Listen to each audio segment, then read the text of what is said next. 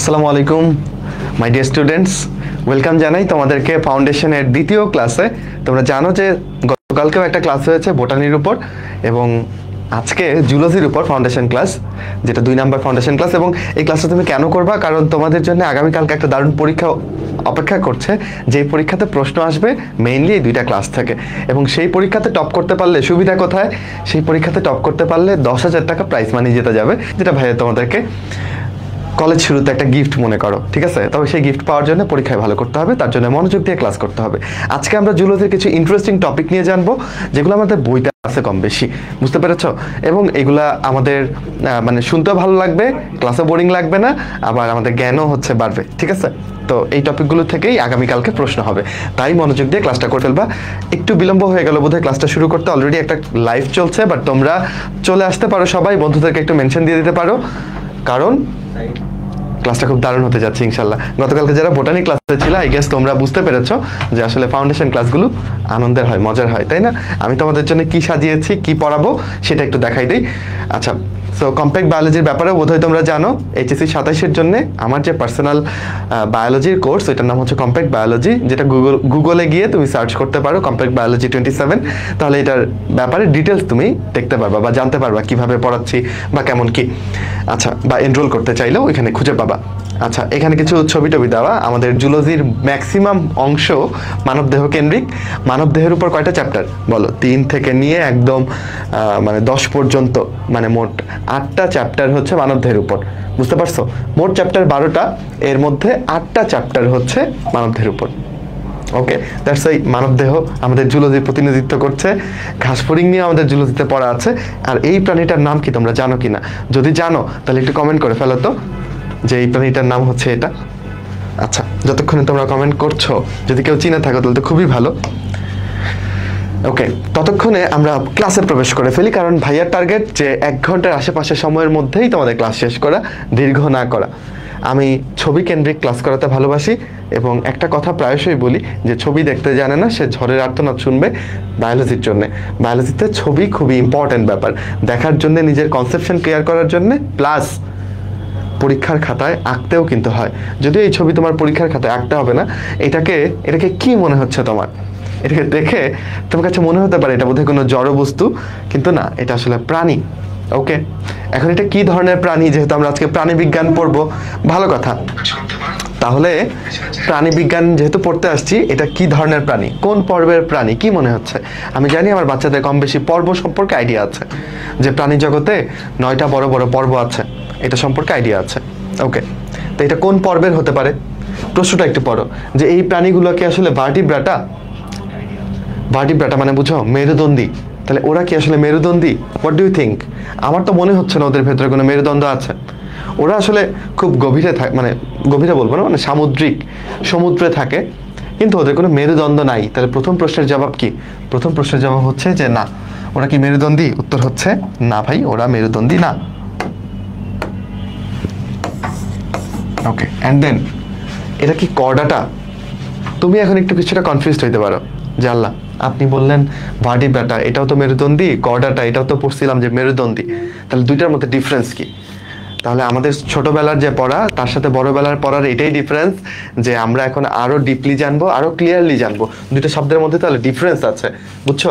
এই কর্ডাটা হচ্ছে একটা বড় পর্ব বা ফাইলাম। এই ফাইলামের মধ্যে ভার্টিব্রাটা হচ্ছে একটা তোমার ক্লাস, ঠিক আছে, মানে সুপার ক্লাস। একটু দাঁড়াও, মাইকটা চেঞ্জ করে নিই, সাউন্ডটা বেটার আসবে আই গেস।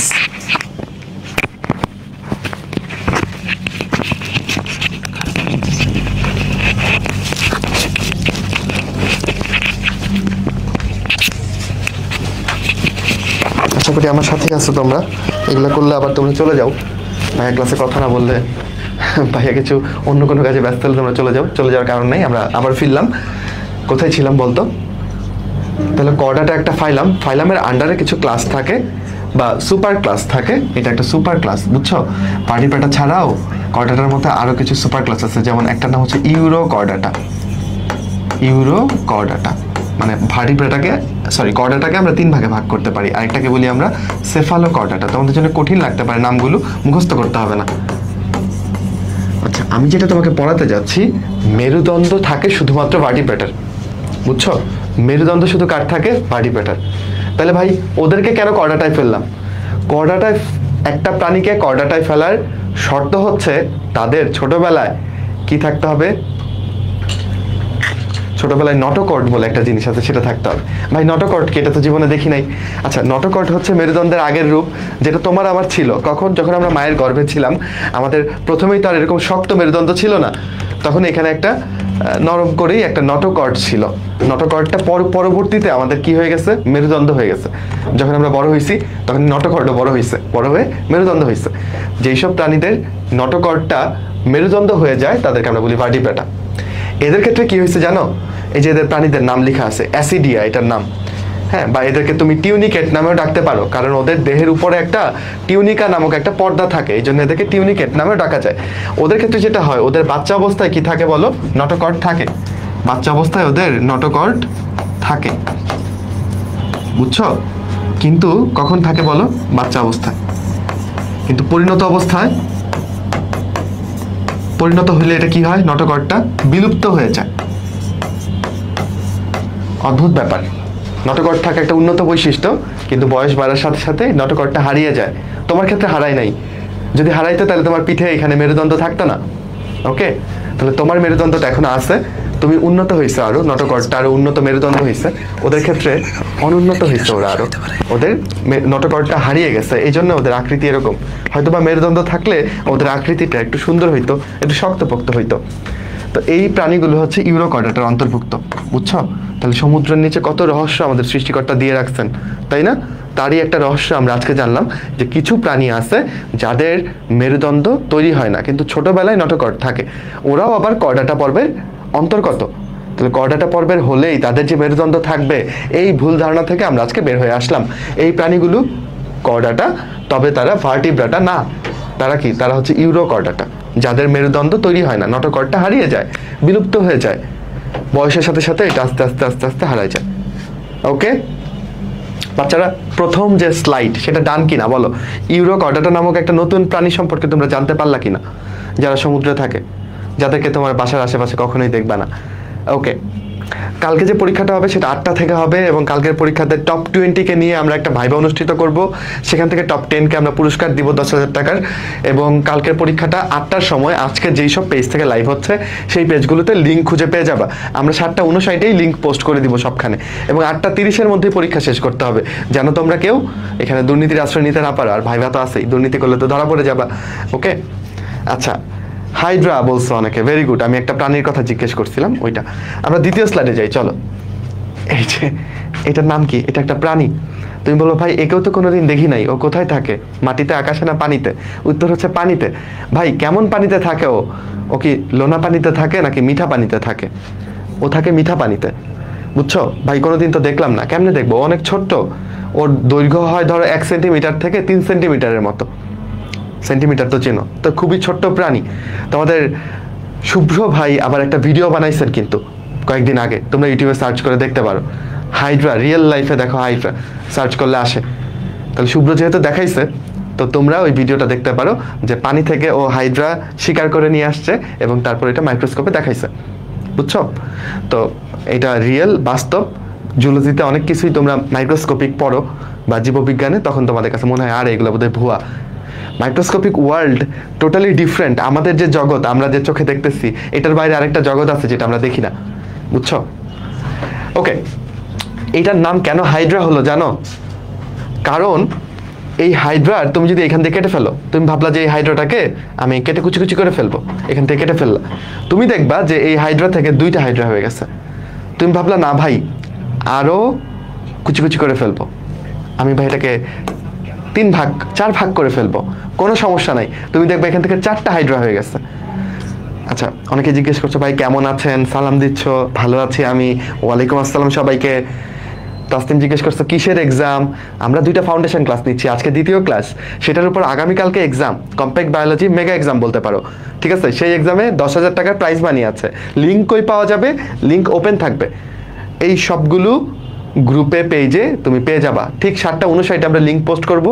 8:59 7:59, মানে 8টার আগেই পোস্ট করবো, 8টার 1 মিনিট আগেই পোস্ট করবো। 8:30-এর মধ্যে টাইম শেষ, এর মধ্যেই পরীক্ষা দিতে হবে। ওকে, টপ 10কে আমরা পুরস্কৃত করব।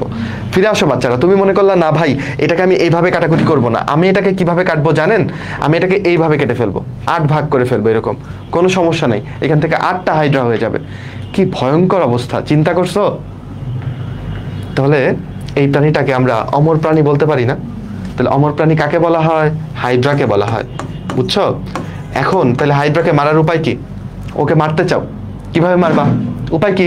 উপায় হচ্ছে তুমি যদি এক হচ্ছে ওকে পিষে ফেলো, ঠিক আছে, অথবা ওকে পুড়িয়ে ফেলো, হ্যাঁ, অথবা ওকে ওর পানি থেকে বের করে রোদের মধ্যে ফেলে রাখো, রোদ দিয়ে শুকাই ফেলো, তখন ও মরে যাবে। কিন্তু ওকে কাটাকুটি করে তুমি মারতে পারবা না, যতই কাটবা ততই সংখ্যা বেড়ে যাবে আরো। এটাকে বলে হচ্ছে পুনরাবৃত্তি ক্ষমতা। পুনরাবৃত্তি বানানটা ঠিক হলো কিনা, ক্ষমতা, বুঝছো? তো এই অদ্ভুত ক্ষমতাটা এই প্রাণীটাতে আছে, এবং এর নামটা কিন্তু এই ক্ষমতা থেকে ইন্সপায়ার্ড হয়ে নাম দিছে।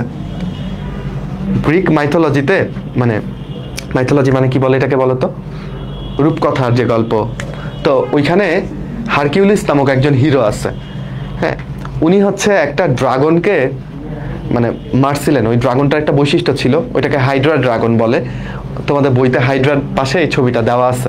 ওই ড্রাগনটার একটা মাথা কাটলে 2টা মাথা হয়ে যায়, বুঝছো? আরেকটা মাথা কাটলে আরো হয়ে যায়, এরকম আরো মাথা গজায়। এই হাইড্রার মধ্যে এই বৈশিষ্ট্যটা দেখা গেছিল, বুঝছো, যে যেখানেই কাটো ওইখান থেকে ডাবল আপ হয়ে যাচ্ছে। ছোট্ট প্রাণী কিন্তু তার পুনরুৎপত্তি ক্ষমতা আছে, দ্যাটস ওয়াই তাকে অমর প্রাণী বলা যায়। এখন তুমি জিজ্ঞেস করতে পারো, তোমার অনুসন্ধান মানে কি বলা যায় এটাকে, মানে তোমার জিজ্ঞাসু মন আমাকে জিজ্ঞাসা করতেই পারে যে কেন ওদের মধ্যে এই ক্ষমতাটা ও কিভাবে অর্জন করলো। ওদের একটা কোষ থাকে, ওইটার নাম হচ্ছে ইন্টারস্টিশিয়াল কোষ। কি নাম বলো? Interstitial cell. এই কোষটা একটা অদ্ভুত কোষ। এই কোষটা কেমন জানো? ও চাইলে যে কোনো কোষে রূপান্তরিত হতে পারে, কাইন্ড অফ। তুমি ধরো এই যে এটা হাইড্রা, একটা টুকরা ফেলে রাখছো, এখানে তো কোনো কোর্সিকা নাই, তাহলে এখানে কোর্সিকা বানাইতে হবে।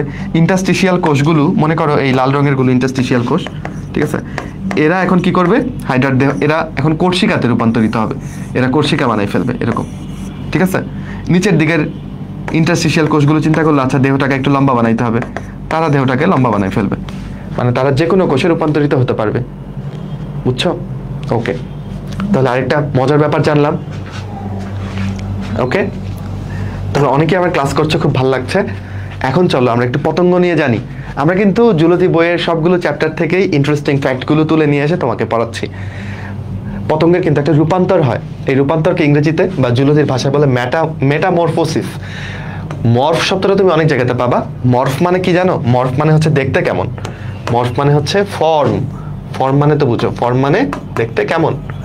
আর সিস শব্দটা যেখানে পাবা, এটা সিস মানে হচ্ছে প্রক্রিয়া।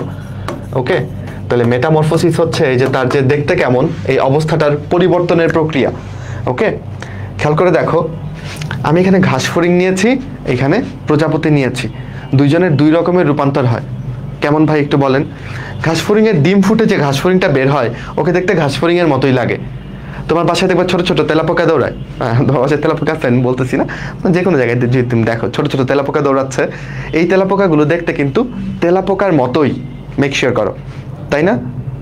আচ্ছা, তাহলে ওদের রূপান্তরটা খুব বেশি হয় নাই আসলে। ওরা বাচ্চাকালে যেমন ছিল, বড় হয়ে অমনি দেখতে। শুধু বাচ্চাকালে উঠতে পারে না, ঘাসফড়িংটা এই যে ডিম ফুটে যে বেরোইছে, ও উঠতে পারে না। ও যখন পূর্ণাঙ্গ হয় তখন ওর ডানা হয়, এর আগে ডানা থাকে না, বুঝছো? তো কাহিনী যেটা হয়েছে, ধরো তেলাপোকা ও উঠতে পারে, বাচ্চা বাচ্চা তেলাপোকাগুলো, তাহলে আরো ভয়ঙ্কর হইতো না? বড়গুলা উড়ে ওইগুলো দেখা যায়, ধরো ছোট ছোট তেলাপোকা উঠতেছে আর তোমার গায়ে পড়তেছে, এটা আরো বিশ্রী ভয়ঙ্কর। যাই হোক, সৃষ্টিকর্তা যা করছেন ভালোর জন্যই করছেন। তো ঘাসফড়িং ডিম ফুটে যেই তরুণ বা কচি ঘাসফড়িংটা বের হয়, ওকে কি বলে জানো? ওকে বলে নিম্ফ। কি বলে বলো? নিম্ফ। শিখলে একটা নতুন শব্দ, নিম্ফ। আর এই নিম্ফ থেকে পূর্ণাঙ্গ ঘাসফড়িং হয়। এবার আসো একটু প্রজাপতিরটা দেখি। প্রজাপতির ডিম মনে করো এটা, এই ডিম ফুটে যে বের হয়েছে, তাকে দেখতে কেমন লাগতেছে বলো?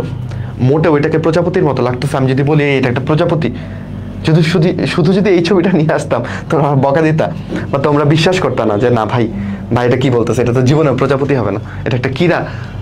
সবজির মধ্যে যদি আমি এরকম একটা কীরা দেখি পাতার মধ্যে, আমি দৌড়ায় পালাবো, তাই না? কিন্তু দেখো কালের বিবর্তনে এই প্রজাপতিটাই দেখো কেমন হয়, দেখছো, এখান থেকে তারপর আবার এখানে, ফাইনালি সে পূর্ণাঙ্গ অবস্থায় এমন একটা প্রজাপতি হচ্ছে যেটাকে তুমি ধরতে চাচ্ছ, আর ওকে তুমি দেখে দৌড়ে পালাচ্ছ। এখান থেকে আমরা একটা জীবন শিক্ষা নিব, ফিলোসফি নিব। আমাদের জীবনটা অনেকটা এরকমই, বিশেষ করে আমাদের বাংলাদেশের প্রেক্ষাপটে আমাদের কলেজ জীবনটা এরকমই, বুঝছো। কিছু বাচ্চা আছে যারা খুব চ্যালেঞ্জ ফেস করে শুরুর দিকে, পড়াশোনায় ভালো থাকে না বা ভালো করতে পারে না, অনেক চেষ্টা করে ফাইনালে কিন্তু ভালো করে। তো প্রথম দিকে ওদের সাথে মানুষজন এই কিরার মতো আচরণ করে, ওদেরকে কিরা বলে বিবেচনা করে, ওদেরকে দেখলেই পারলে যে আরে ওরে দিয়ে কিছু হবে না, ওকে পড়ালেখা করে লাভ নাই, ওর পেছনে খরচ করে কোনো কিছু হবে না, এগুলো বলে, বুঝছো। তোমাকে খুব বাজেভাবে ট্রিট করে, হ্যাঁ। আর তুমি যখন দেখবা যে তোমার গ্রামে ধরো তুমি ডাক্তারি পাশ করে, ইঞ্জিনিয়ারিং পাশ করে বা বড় কিছু করে, গর্বিত হওয়ার মতো কিছু করে যখন তুমি যাবা, তখন দেখবা যে সবাই তখন তোমার জন্যে প্রাউড হচ্ছে, এবং পারলে ওই মানুষগুলো যারা একসময় তাচ্ছিল্য করতো সেই মানুষগুলোই দেখবা যে সুর পাল্টে বলতেছে যে আমি তো জানতাম এ ভালো করবে, সবসময় দেখতাম যে ও পড়াশোনা করে, ও ভালো করবে। তখন তোমাকে এই প্রজাপতির মতো ট্রিট করবে, হ্যাঁ। আগে কিরার মতো দেখতো, এখন প্রজাপতির মতো দেখতেছে। তো তুমিও তখন প্রজাপতির মতো হয়ে যাবা, উড়ে পালাবা, ওদেরকে ধরা দিবা না, ওরা তোমাকে ডিজার্ভ করে না, তাই না? এই আর কি। যাই হোক, তা আমাদের জীবনে কষ্টকর সময় আসতে পারে, কিন্তু সেই কষ্ট পেরিয়ে আসলে আমরা প্রজাপতির মতো সুন্দর হবো একদিন। ওকে, ফিরে আসি বাচ্চারা। তাহলে এর জীবদ্দশায় কিছু স্টেজ আমরা পাচ্ছি, এই অবস্থাগুলোকে আমরা বলি লার্ভা দশা, বুঝছো। ক্যাটারপিলার দশাটার নাম হচ্ছে মানে লার্ভা দশা। এই লার্ভা দশা শেষ হইলে এই যে এরকম বাক্সে মানে একটা থলির মতো যে হয়ে যাচ্ছে, এটাকে আমরা বলি হচ্ছে পিউপা দশা। কি দশা বলো? পিউপা। এই পিউপা দশার পর ফাইনালি এই পূর্ণাঙ্গ প্রাণী আসে। তাহলে দেখো তো আমাদের এই নাম কি প্রজাপতির রূপান্তরে ওর ছোটবেলার অবস্থার সাথে বড়বেলার অবস্থার কোনো মিল আছে? কোনো মিল নাই, চেহারায় কোনো মিল নাই। বাংলাদেশের সিনেমাগুলোতে দেখবা নায়ক নায়িকার সাথে ছোটবেলার নায়ক নায়িকার কোনো মিল নাই। আবার হলিউডে যে মুভিগুলো করে ওরা আবার এই ব্যাপারে খুব কনসার্ন থাকে যে আচ্ছা ছোট বয়সের নায়ক নায়িকা হিসেবে যে বাচ্চাটাকে সে কাস্টে নিবে, অভিনয় নিবে, দেখা যায় যে ওর সাথেও মানে মেকআপের জন্য হোক বা এমনিতেই হোক আসল নায়কের চেহারার অনেক মিল থাকে। যাই হোক, সেদিকে না যাই, ফিরে আসি। খেয়াল করো, তাহলে যদি এমন হয় যে বাচ্চা বেলার সাথে বড় বেলার কোনো মিল নাই, এমন রূপান্তরকে তুমি বলবা হচ্ছে সম্পূর্ণ রূপান্তর। কি বলবা বলো? সম্পূর্ণ রূপান্তর বা কমপ্লিট মেটামরফোসিস। একদম সম্পূর্ণ চেঞ্জ হয়ে গেছে, কোনো মিল নাই, তাই সম্পূর্ণ রূপান্তর। আর যদি এমন হয় যে ছোটবেলার সাথে বড়বেলার পুরোটাই মিল আছে, খালি দুই একটা বৈশিষ্ট্য মিসিং, এমন হলে সেটাকে বলবা অসম্পূর্ণ রূপান্তর। পুরোপুরি রূপান্তর হয় নাই, হালকা হালকা রূপান্তর হয়েছে, এটাকে বলি অসম্পূর্ণ রূপান্তর। একটা ঘাস ফড়িং তার জীবনে 5 বার খোলস মোচন করে, তোমরা জানো এইসব তথ্য, বুঝছো। তার যে গায়ের খোলসটা, এটার জন্য তো সে বড় হইতে পারে না, পরে এই খোলসটা সে ছেড়ে বেরোয় পড়ে, বুঝছো। এরকম 5 নিম্ফ দশায় সে 5 বার খোলস মোচন করে, 5 বার, তারপর সে পূর্ণাঙ্গ হয়। ওকে, আচ্ছা, তাহলে আমরা রূপান্তর সম্পর্কে জানলাম। বলো বুঝতে পারছো কিনা, ভাইয়ের কথাগুলো ধরতে পারছো কিনা? পতঙ্গের রূপান্তর সম্পর্কে একটা আইডিয়া পেয়ে গেলাম। রূপান্তর বলতে কি বোঝায়? ছোটবেলার সাথে বড়বেলার যে চেঞ্জগুলো, এটাই তো রূপান্তর, সহজ কথায় বললে, তাই না? যদি অনেক চেঞ্জ হয়ে যায় তাহলে সম্পূর্ণ রূপান্তর, ম্যাসিভ চেঞ্জ, যেখানে লার্ভা পিউপা দশা দেখা যায়। আর যদি হালকা চেঞ্জ হয় সেটা অসম্পূর্ণ রূপান্তর, এখানে নিম্ফ দশা দেখা যায়। ডান, চলো আমরা পরের পড়াতে চাই। ও, একটা মাছের ছবি দেখে খুব মাছ খেতে ইচ্ছে করতেছে। সৃষ্টিকর্তা আমার রিজিকে হয়তো বা রাত্রেবেলা রুই মাছ রাখছেন, আমি মানে আশা করতেছি। আচ্ছা, যাই হোক, রুই মাছ পড়াইলে আমার একটা সমস্যার দিক হচ্ছে পড়ানোর পরপরই খেতে ইচ্ছে করে। রুই মাছের একটা অদ্ভুত নিষেক মানে কি জানো তোমরা? নিষেক মানে হচ্ছে শুক্রাণু আর ডিম্বাণুর মিলন। ভাই কি বললেন, এগুলা মাথার উপর দিয়ে চলে যায়, বুঝতে পারি নাই। আচ্ছা, এটা কি মাছ? এটা ধরো স্ত্রী মাছ, তাহলে ওর কাছ থেকে কি আসবে বলো? ওর কাছ থেকে আসবে হচ্ছে ডিম্বাণু। কি আসবে বলো? ডিম্বাণু, তাই না? আর এটা পুরুষ মাছের কাছ থেকে কি আসবে বলো? পুরুষ মাছের কাছ থেকে আসবে শুক্রাণু, রাইট? শুক্রাণু। তাহলে এই ডিম্বাণু আর শুক্রাণু মিলবে না, মিলে কি তৈরি করে তোমরা জানো না? শুক্রাণু ডিম্বাণু যখন মিলে তখন কি তৈরি হয়? জাইগোট তৈরি হয় না? এই কোষটার নাম কি বলো? জাইগোট। তাহলে শুক্রাণু ডিম্বাণু মিলে এরকম জাইগোট তৈরি করলে এই ব্যাপারটাকে আমরা কি বলি? নিষেক বলি, বা ইংরেজিতে ফার্টিলাইজেশন বলি। ওকে, এবার রুই মাছের নিষেকের সাথে আমাদের নিষেকের পার্থক্যটা কোথায়? রুই মাছের প্রজননটা তোমার সাথে একটু আলাপ করি, ইন্টারেস্টিং খুবই। রুই মাছ কিন্তু পুকুরে কখনোই ডিম দেয় না, জানো? কখনোই পুকুরে ডিম দেয় না। ওরা কোথায় ডিম দেয়? ওরা ডিম দেয় হচ্ছে নদীতে, বা যেখানে স্রোত আছে। ওরা তো আর সমুদ্রে থাকবে না, ওরা তো আর লোনা পানিতে বাঁচে না, তাই না? ওরা তো মিঠা পানির মাছ। তো ধরো আমি একটা নদী আঁকি, বিশ্বাস করে নাও, ধরে নাও যে এটা একটা নদী। ওকে, তো মনে করো এটা একটা নদী। ওকে, নদীর এই বাঁকগুলোতে নদীর পানির স্রোত থাকে অনেক বেশি, ঠিক আছে? আচ্ছা, ধরো পানি এদিকে বাহিত হচ্ছে, এগুলো হচ্ছে পানির স্রোত, ঠিক আছে? এগুলো হচ্ছে পানির স্রোত। রুই মাছ কি করে জানো? এখন আমাকে মাছ আঁকতে হবে, এবং এটা দেখে তোমরা হাসবা বোধ হয়, হাসো না? রুই মাছ হচ্ছে এই স্রোতের বিপরীতে সাঁতরায়, বুঝছো? স্রোতের বিপরীতে সাঁতরায়। প্রথমে কে সাঁতরায়? প্রথমে হচ্ছে এটা হচ্ছে স্ত্রী মাছটা সাঁতরায়। স্ত্রী মাছটা শুরুতে শুরুতে সাঁতরায়, আর পেছন পেছন সাঁতরায় কে? পুরুষ মাছটা, পুরুষ।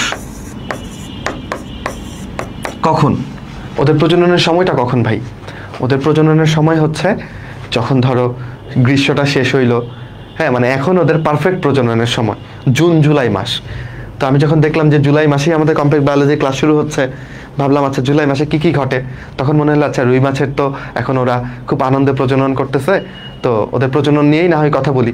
আমরা যখন তোমার সাথে কথা বলতেছি তখন হয়তো বা 2টা রুই মাছ প্রজননে ব্যস্ত, ঠিক আছে? তো ওরা প্রজননের জন্য বেছে নেয় অমাবস্যা রাত্রি, যখন আলো টালো নাই, হ্যাঁ, যখন ওদেরকে কেউ ডিস্টার্ব করবে না। মানুষ তো খুব শয়তান প্রজাতি, ওরা তো এখন ওই যে মানে নদী টদী সব দখল করে নিচ্ছে। তো অমাবস্যার রাত, অন্ধকার রাত, তখন তার কেউ ডিস্টার্ব করবে না। তারপর ধরো একটু কালবৈশাখী ঝড়ের আভাস পাওয়া যাচ্ছে, নদীতে একটু ঢেউ উঠছে। নদীতে ঢেউ উঠলে যেটা হয়, এই নদীর ঢেউটা রুই মাছের জন্য খুবই ইম্পর্টেন্ট, ঠিক আছে? কেন ইম্পর্টেন্ট? ও দেখো নদী বাহিত হচ্ছে এইদিকে, আর ওর গতি হচ্ছে এইদিকে, তাহলে ও স্রোতের বিপরীতে সাঁতরাচ্ছে না? স্রোতের বিপরীতে সাঁতরালে যেটা হয়, এই ঢেউয়ের ধাক্কাগুলো ওর গায়ে লাগে। এই ধাক্কা লাগার ফলে ও শিহরিত হয়, বুঝছো? এইটা ওর ডিম পাড়ার জন্য অনুপ্রেরণা যোগায়, এই নদীর ঢেউয়ের ধাক্কাগুলো। কেমন? আচ্ছা, তাহলে স্ত্রী মাছটা স্রোতের বিপরীতে সাঁতরাইতে থাকে, এবং যখন এই বাঁকগুলো থাকে, বাঁকগুলোতে অনেক বেশি স্রোত থাকে, সেই স্রোতের ধাক্কাতে স্ত্রী মাছটা এবার কি করলো? ডিম পেড়ে দিল। ওকে, স্ত্রী মাছটা তার ডিমগুলো পেড়ে দিল। সেই ডিমগুলো কোথায় আছে? পানিতেই কিন্তু আছে, বুঝছো? সেই ডিমগুলো পানিতে সে ছেড়ে দিচ্ছে। এই সময়ের অপেক্ষা করতেছিল পেছন পেছন ঘুরে পুরুষ মাছটা, এবং এই পুরুষ মাছটা যখন দেখে আচ্ছা স্ত্রী মাছ ডিম ছেড়ে দিচ্ছে, তখন সে নিজে যায় এবং নিজে গিয়ে এখানে তার যে শুক্রাণু সেটা সে ছেড়ে দেয়। তাহলে শুক্রাণু ডিম্বাণুর মিলনটা কোথায় ঘটতেছে আমার বাচ্চারা বলবে? শুক্রাণু ডিম্বাণুর মিলনটা পানিতে ঘটছে না? বলো, পানির মধ্যে ঘটছে, ওদের দেহে কিন্তু না। এমন না যে শুক্রাণুটা স্ত্রীর দেহে প্রবেশ করায় দেওয়া হয়েছে, এমন কিছু না কিন্তু। তাহলে এই নিষেকের ঘটনাটা পানিতে ঘটতেছে, দেহের বাইরে ঘটতেছে। এমন নিষেককে আমরা কি বলবো? বহি নিষেক, ইংরেজিতে বললে এক্সটার্নাল ফার্টিলাইজেশন। তাহলে রুই মাছে কি ধরনের ফার্টিলাইজেশন হয়? এক্সটার্নাল ফার্টিলাইজেশন বা বহি নিষেক হয়, মানে দেহের বাইরে ওদের নিষেক ঘটে। আমাদের মানুষে কি হয়? আমাদের মানুষের শুক্রাণু ডিম্বাণু কি আকাশে বাতাসে ঘুরতেছে?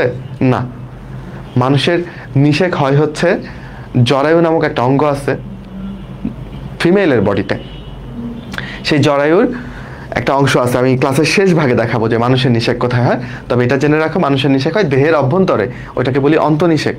আর রুই মাছের নিষেক হইলো দেহের বাইরে, এটাকে বলতেছি বহি নিষেক। ওকে, আচ্ছা হলো। তাহলে রুই মাছের অদ্ভুত নিষেক সম্পর্কে জানলাম।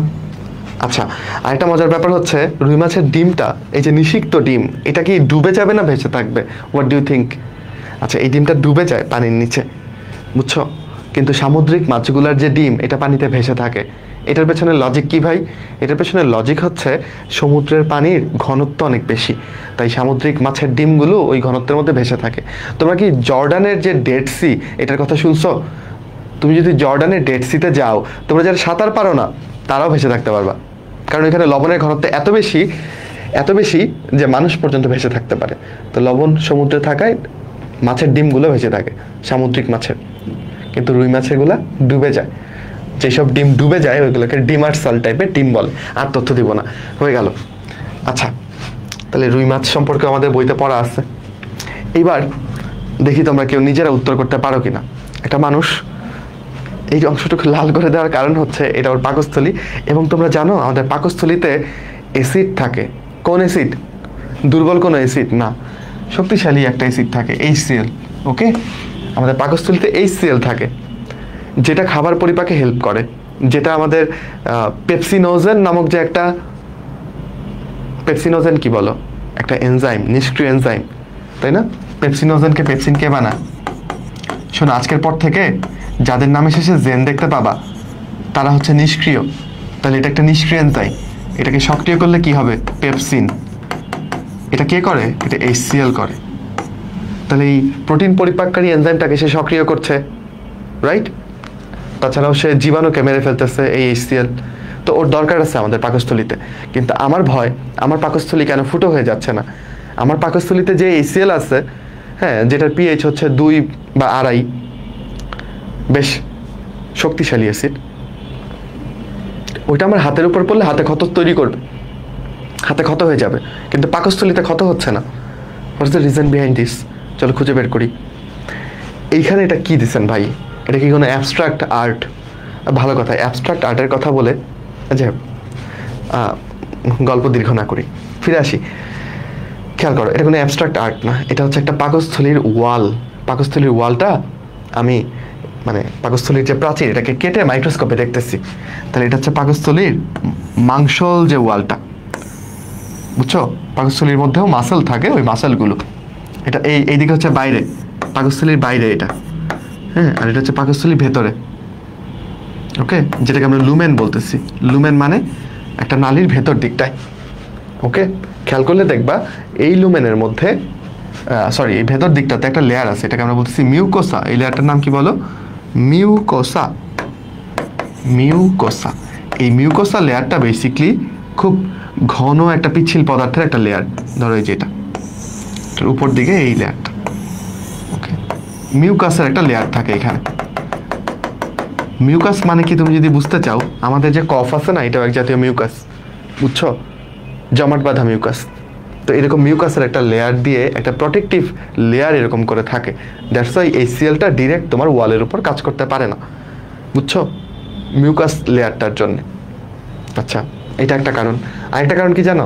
এখানকার যে কোষগুলো আছে মিউকোসা লেয়ারের, যে ধরো এগুলো হচ্ছে একটা কোষ, এই কোষগুলো খুব ঘনভাবে একটা একটার সাথে লাগানো, ফলে HCl যে এটার ভেতর দিয়ে ঢুকে ক্ষতি করে আসবে সেটা সে পারে না, বুঝছো? কোষগুলো খুব ঘনভাবে আঁটাসাঁটাভাবে লাগানো থাকার দরুন HCl এই ভেতর পর্যন্ত ঢুকতে পারে না।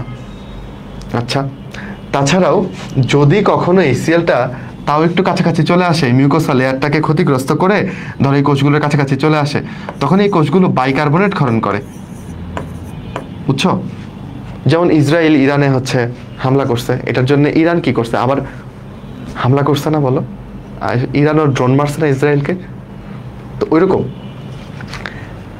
এইখানে যদি HCl এসে ওকে ক্ষতিগ্রস্ত করতে চায়, তখন কোষগুলো নিজের প্রোটেকশনের জন্য বাইকার্বনেট বের করবে। বাইকার্বনেট ক্ষারীয়, HCl অ্যাসিডিক, দুইটা মিলে প্রশমিত হয়ে যাবে। কাহিনী বুঝছো? আচ্ছা, আর কি কারণ আছে? আচ্ছা, তাহলে এইসব কারণে HCl আসলে আমার পাকস্থলীর প্রাচীরকে ক্ষতিগ্রস্ত করতে পারে না। ইভেন যে এনজাইমগুলো নিঃসৃত হয়, দেখো তারাও নিষ্ক্রিয় অবস্থায় প্রথমে নিঃসৃত হয়।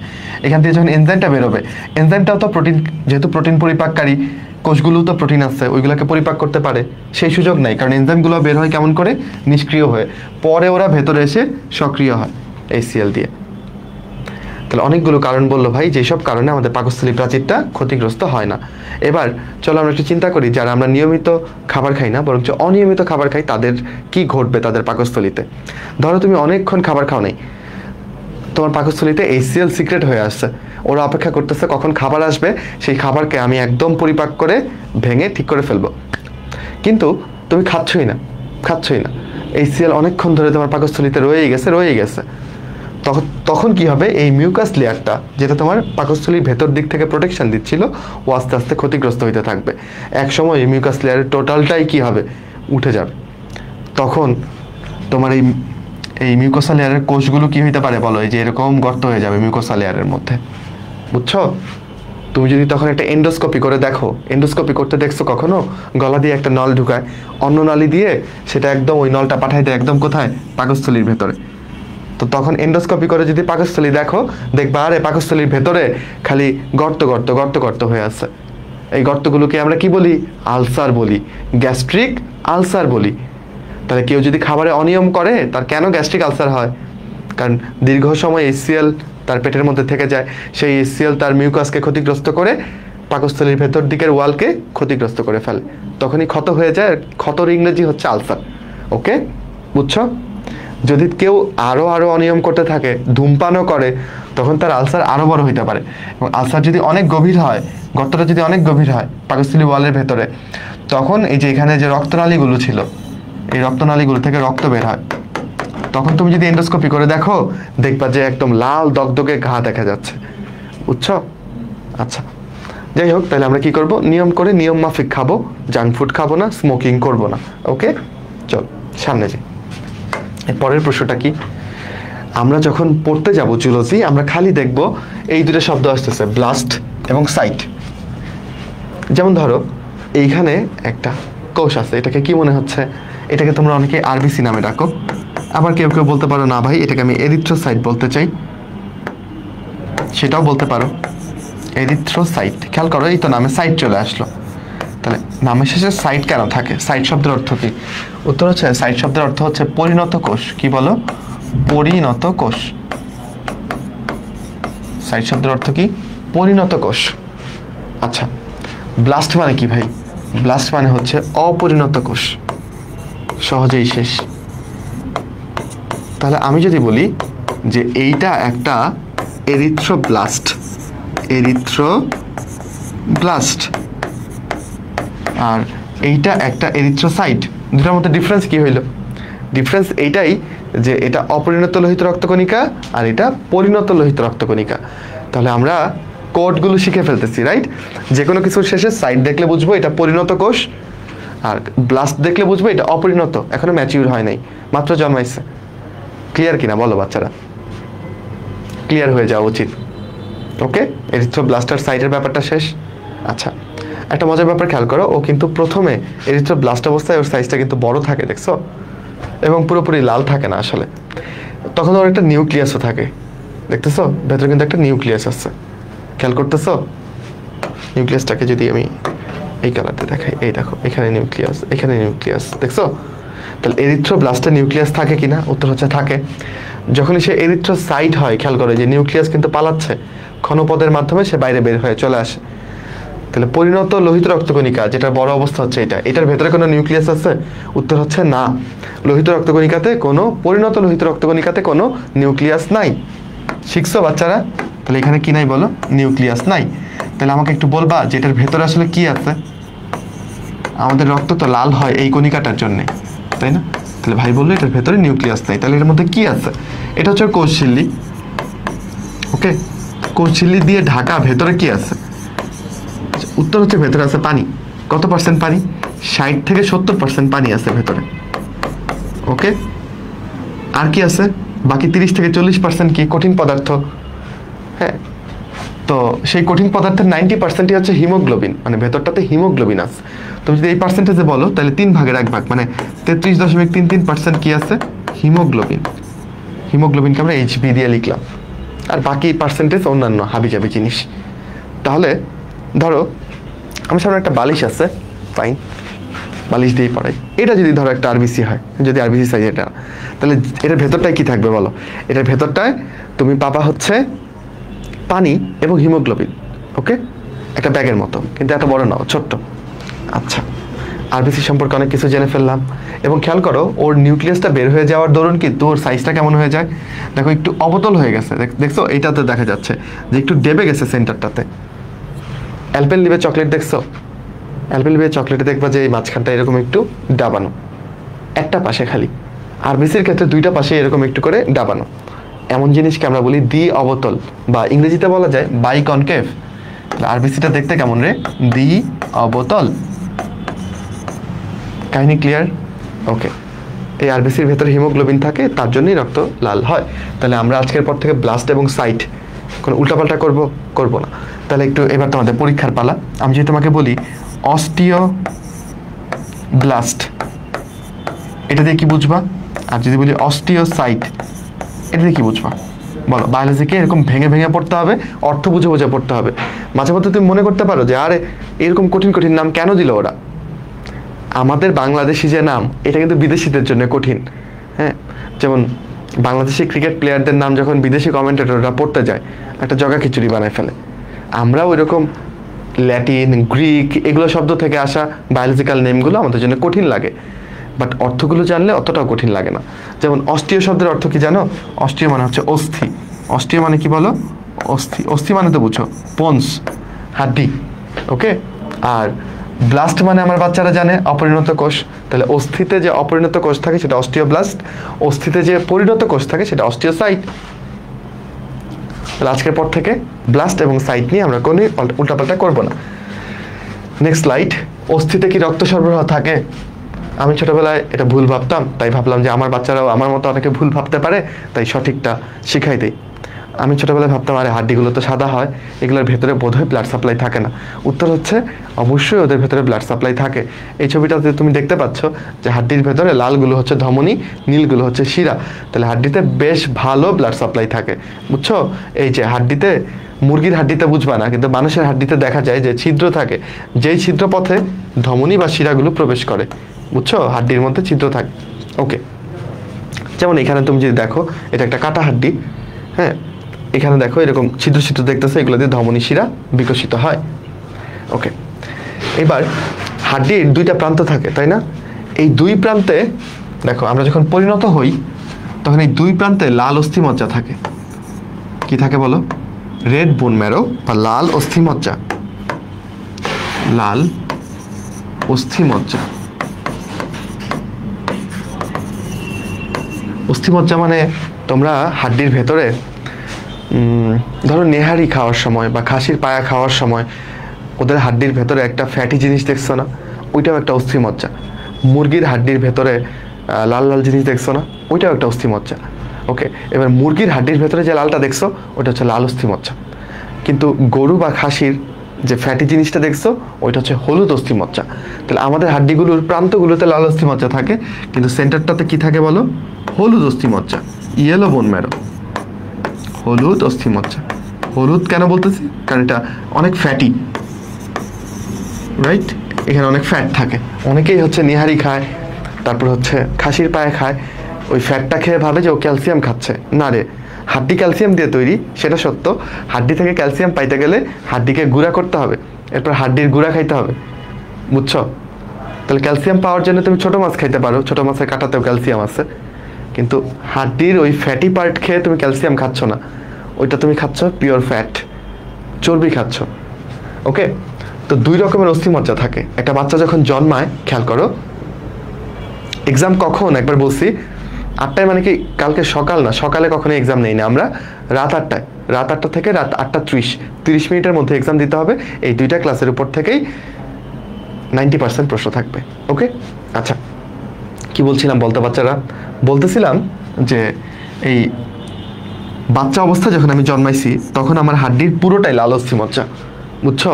দেখো, কিন্তু যতই বয়স বাড়তেছে ততই লাল অস্থিমজ্জার পরিমাণ কমতেছে, এবং যখন অনেক বয়স হয়ে যায় তখন খালি এই প্রান্তগুলোতে একটু করে লাল অস্থিমজ্জা থাকে, আর হাড্ডির ভেতরটাতে কিসে ভরে যায়? হলুদ অস্থিমজ্জায় ভরে যায়। এই হলুদ অস্থিমজ্জা কখনোই কি করে না? রক্তকণিকা তৈরি করে না। রক্তকণিকা তৈরি করার কাজ কার? লাল অস্থিমজ্জা। লাল অস্থিমজ্জা হচ্ছে রক্তকণিকা তৈরি করে। ওকে, আর হলুদ অস্থিমজ্জা কি করে? ওরা হচ্ছে ফ্যাট সঞ্চয় করে রাখে, ফ্যাট সঞ্চয় করে রাখে বিপদের জন্য, বিপদের সময় এই ফ্যাট থেকে শক্তি পাবে এই আশায়। ওকে, বুঝছো সবাই? আচ্ছা, তাহলে হাড্ডিতে রক্ত সরবরাহ আসছে না, মানে অনেক বেশি পরিমাণে আসছে, নয়তো এখানে তৈরি হওয়া রক্তগুলো বের হবে কেমন করে? রক্তকণিকাগুলো তো এটা ভেতরেই তৈরি হচ্ছে, রাইট? ওইখান থেকে তো বের হইতে হবে। ওকে, তো বের হওয়ার জন্য তো ধমনী শিরা লাগবেই। ওকে, আচ্ছা এপিগ্লটিসের একটু কাহিনী বলি। এপিগ্লটিসটা কি? অনেক সময় এমন হয় না, আমরা খাবার খাচ্ছি, খেতে খেতে হঠাৎ করে আমার মানে খাবার আটকে গেল এবং তখন আমি কাশতেছি, আমার মা এসে ধরো আমার মাথায় বাড়ি দিচ্ছে, এই একটু পানি খা, পানি খা, কে যেন তোর কথা মনে করছে। এরকম বলে না তোমার ক্ষেত্রে? হয়েছে তো জীবনে একবার হইলেও। আচ্ছা, তখন আসলে তোমার কথা কেউ মনে করে নাই, বরঞ্চ তুমি হয়তো বা কারো কথা মনে করে খাবারটা অন্ননালী দিয়ে যাওয়ার কথা, তুমি হয়তো বা সেটাকে শ্বাসনালী দিয়ে প্রবেশ করাই দিছো। ভাই চিনি নাই কোনটা অন্ননালী কোনটা শ্বাসনালী, এটা তো আমি বুঝি না, বাইরে থেকে তো দেখতে পারি না, তার জন্য এই ছবি দেখো, এটা একটা মানুষের ছবি। তো আমাদের সামনের দিকের যে নালীটা, এটা হচ্ছে শ্বাসনালী, এটা বাতাস যাওয়ার জন্য। অন্ননালীটা শ্বাসনালীর পেছন দিকে থাকে। তাহলে এইখানে এইটা হচ্ছে তোমার শ্বাসনালী, যেদিকে বাতাস যাবে। ওকে, তার পেছনে হচ্ছে তোমার অন্ননালী। এই যে এই সাদাটা হচ্ছে অন্ননালী। তাহলে কোনো কারণে যদি খাবারটা অন্ননালীতে না গিয়ে যদি শ্বাসনালী দিয়ে ঢুকে যায়, তখন তোমার শ্বাসনালীতে কিছু সিলিয়া থাকে, প্লাস তোমার মস্তিষ্ক বুঝতে পারে যে খাবারটা ভুল পথে গেছে, এটাকে কোনোভাবেই ফুসফুসে যাইতে দেওয়া যাবে না। শ্বাসনালী দিয়ে গেলে আলটিমেটলি কোথায় চলে যাবে? লাংসে চলে যাবে, ফুসফুসে চলে যাবে, ভয়ঙ্কর ব্যাপার। তাই তখন সে কাশির উদ্রেক ঘটায় এবং তুমি তখন কাশতে থাকো, বুঝছো? তোমার বডি কিন্তু এই কাশির সূচনা করছে। উদ্দেশ্য কি?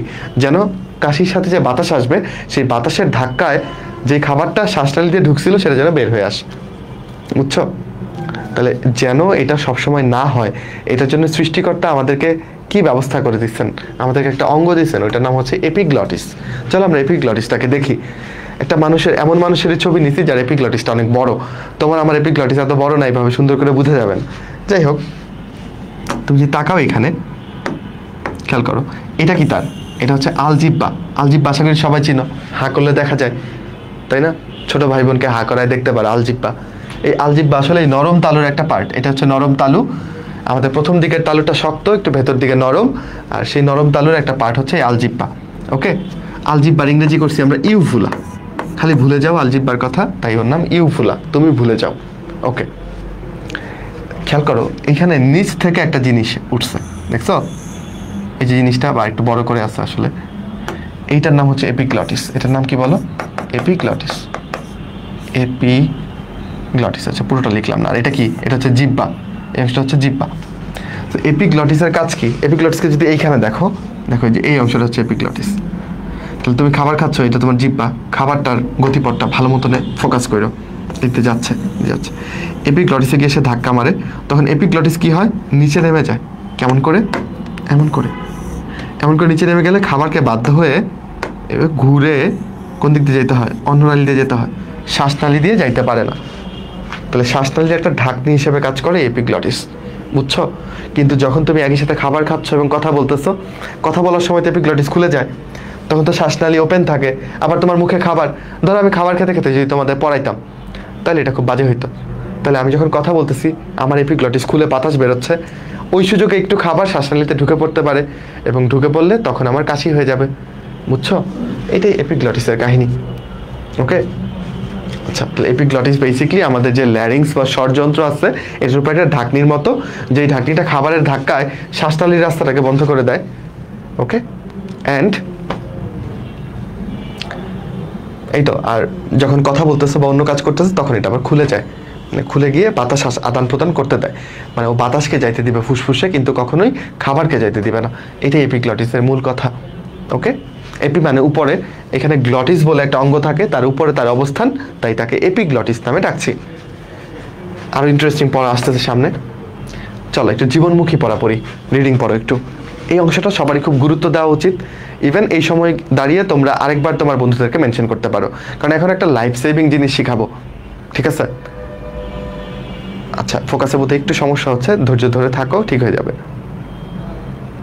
হ্যাঁ, কমেন্ট তো দেখতে পাচ্ছি, এফবি কমেন্ট কি পড়েন না স্যার? দেখতে পাচ্ছি, বাট গুরুত্বপূর্ণ কিছু দেখতে পাই নাই, তাই পড়ছি না। ও আচ্ছা, গুরুত্বপূর্ণগুলো বোধহয় চলে যায়, ওইটা বোধহয় মিস করে গেছি। জাস্ট আ সেকেন্ড, দেখি তোমাদের কি প্রশ্ন।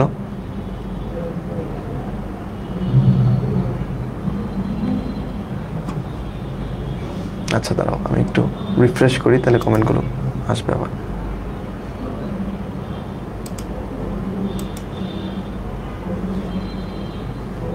ওকে, না, এপিগ্লটিস 6টা তন্তু বিশিষ্ট না, ওইটা হচ্ছে তোমার ভোকাল কর্ড। ভোকাল কর্ড যেটাতে আমরা স্বর তৈরি করছি, সেটার 6টা তন্তু থাকে। ওকে, ওইটা আলাদা জিনিস, ওইটা আরো নিচে থাকে, যেটাতে আমরা স্বর তৈরি করি। তোমরা যখন অনেক জোরে চিল্লাও, অনেক চেঁচামেচি করো, দেখবে গলা ভেঙে গেছে। গলা ভেঙে গেছে মানে কি, তোমার ভোকাল কর্ডে এখানে একটু ক্ষত তৈরি হয়েছে, যেটা সারবে 2-3 দিন সময় লাগবে। ওই 2-3 দিন তোমার গলা ভাঙা থাকে। ওকে, আচ্ছা, তাহলে আমাদের প্রশ্ন হচ্ছে, হঠাৎ করে কেউ অজ্ঞান হয়ে গেল তোমার সামনে, মনে করো, ঠিক আছে, এবং তার তুমি হার্টবিট, মানে তুমি তার পালস দেখতেছো বা হার্টবিট দেখতেছো, কিছুই পাচ্ছ না, এবং সে কোনো শ্বাসও নিচ্ছে না, তাহলে তুমি কি বলবা? এই লোকটা মরে গেছে সাথে সাথেই? না। তখন তোমার করণীয় কি? তোমার পাশেই দাঁড়ায় ছিল, একটু আগে ভালো ছিল, হঠাৎ করে মাথা ঘুরে পড়ে গেছে, তখন তোমার করণীয় কি? আচ্ছা, করণীয় হচ্ছে, তখন তোমার যেটা করতে হবে, তাকে সিপিআর দিতে হবে। কি দিতে হবে বলো? সিপিআর। সিপিআর ফুল মিনিং কি? সিপিআর ফুল মিনিং হচ্ছে কার্ডিও পালমোনারি। কার্ডিও মানে হৃৎপিণ্ড, পালমোনারি মানে ফুসফুস, ঠিক আছে? ফুসফুসের মেডিকেল নাম হচ্ছে পালমোনারি। ওকে, রিসাসিটেশন মানে হচ্ছে মানে উদ্ধার করা। ওকে, তাহলে তার ফুসফুস এবং হৃৎপিণ্ডকে উদ্ধার করতে হবে। কিভাবে সিপিআর প্রদান করতে পারো, একজন ডাক্তার না হয়েও, একজন কলেজ ছাত্র হয়েও কিভাবে সিপিআর প্রদান করতে পারো সেটা একটু শিখাই দিতে চাই। যদিও আমরা ডাক্তার হয়েও সিপিআর প্রদান করা আমাদের জন্য খুবই জটিল, বুঝছো? প্রকাশ্যে সিপিআর প্রদান করলে অশিক্ষিত যারা বা যারা এটা সম্পর্কে জানে না, তারা মনে করে ডাক্তার বুক চেপে রোগীকে মেরে ফেলছে। এই জন্যে আমরা যখন ঢাকা মেডিকেল কলেজে যখন সিপিআর প্র্যাকটিস করা হয়, তখন ওটিতে নিয়ে গিয়ে বা আবদ্ধ ঘরে সিপিআর প্র্যাকটিস করা হয়, সিপিআর দেওয়া হয়। কি ভয়ঙ্কর অবস্থা! 25-এর অ্যাডমিশনের কোনো একক কোর্স আসবে। অ্যাডমিশনে তো একক কোর্স হয় না রে জান্নাত আরিল। 25-এ তোমাদের যারা ভার্সিটি কোচিং করবা, তারা এসিএস এর ভার্সিটি ব্যাচে যুক্ত হবা, সেখানে আমি বায়োলজি পড়াবো, আমার সাথে থাকবে শুভ্র। আর যারা মেডিকেল কোচিং করবা, তারা আরডিডিএস এ যুক্ত হবা, সেখানে আমি বায়োলজি পড়াবো, ফিজিক্স, কেমিস্ট্রি সবই পড়াবো। সাথে আরও বড় প্যানেল আছে, আরও রাহাত ভাই আছে, অন্তর ভাই আছে, মাইনুল ভাই আছে, সাদি ভাই আছে, অনেকেই আছে, তুমি চিনো, রাইট? ওকে, কোথায় আছি বলো তো? সিপিআরটা তোমাকে একটু করে দেখাইতে চাই, তোমরা থাইকো আমার সাথে, যেন তুমি, সরি,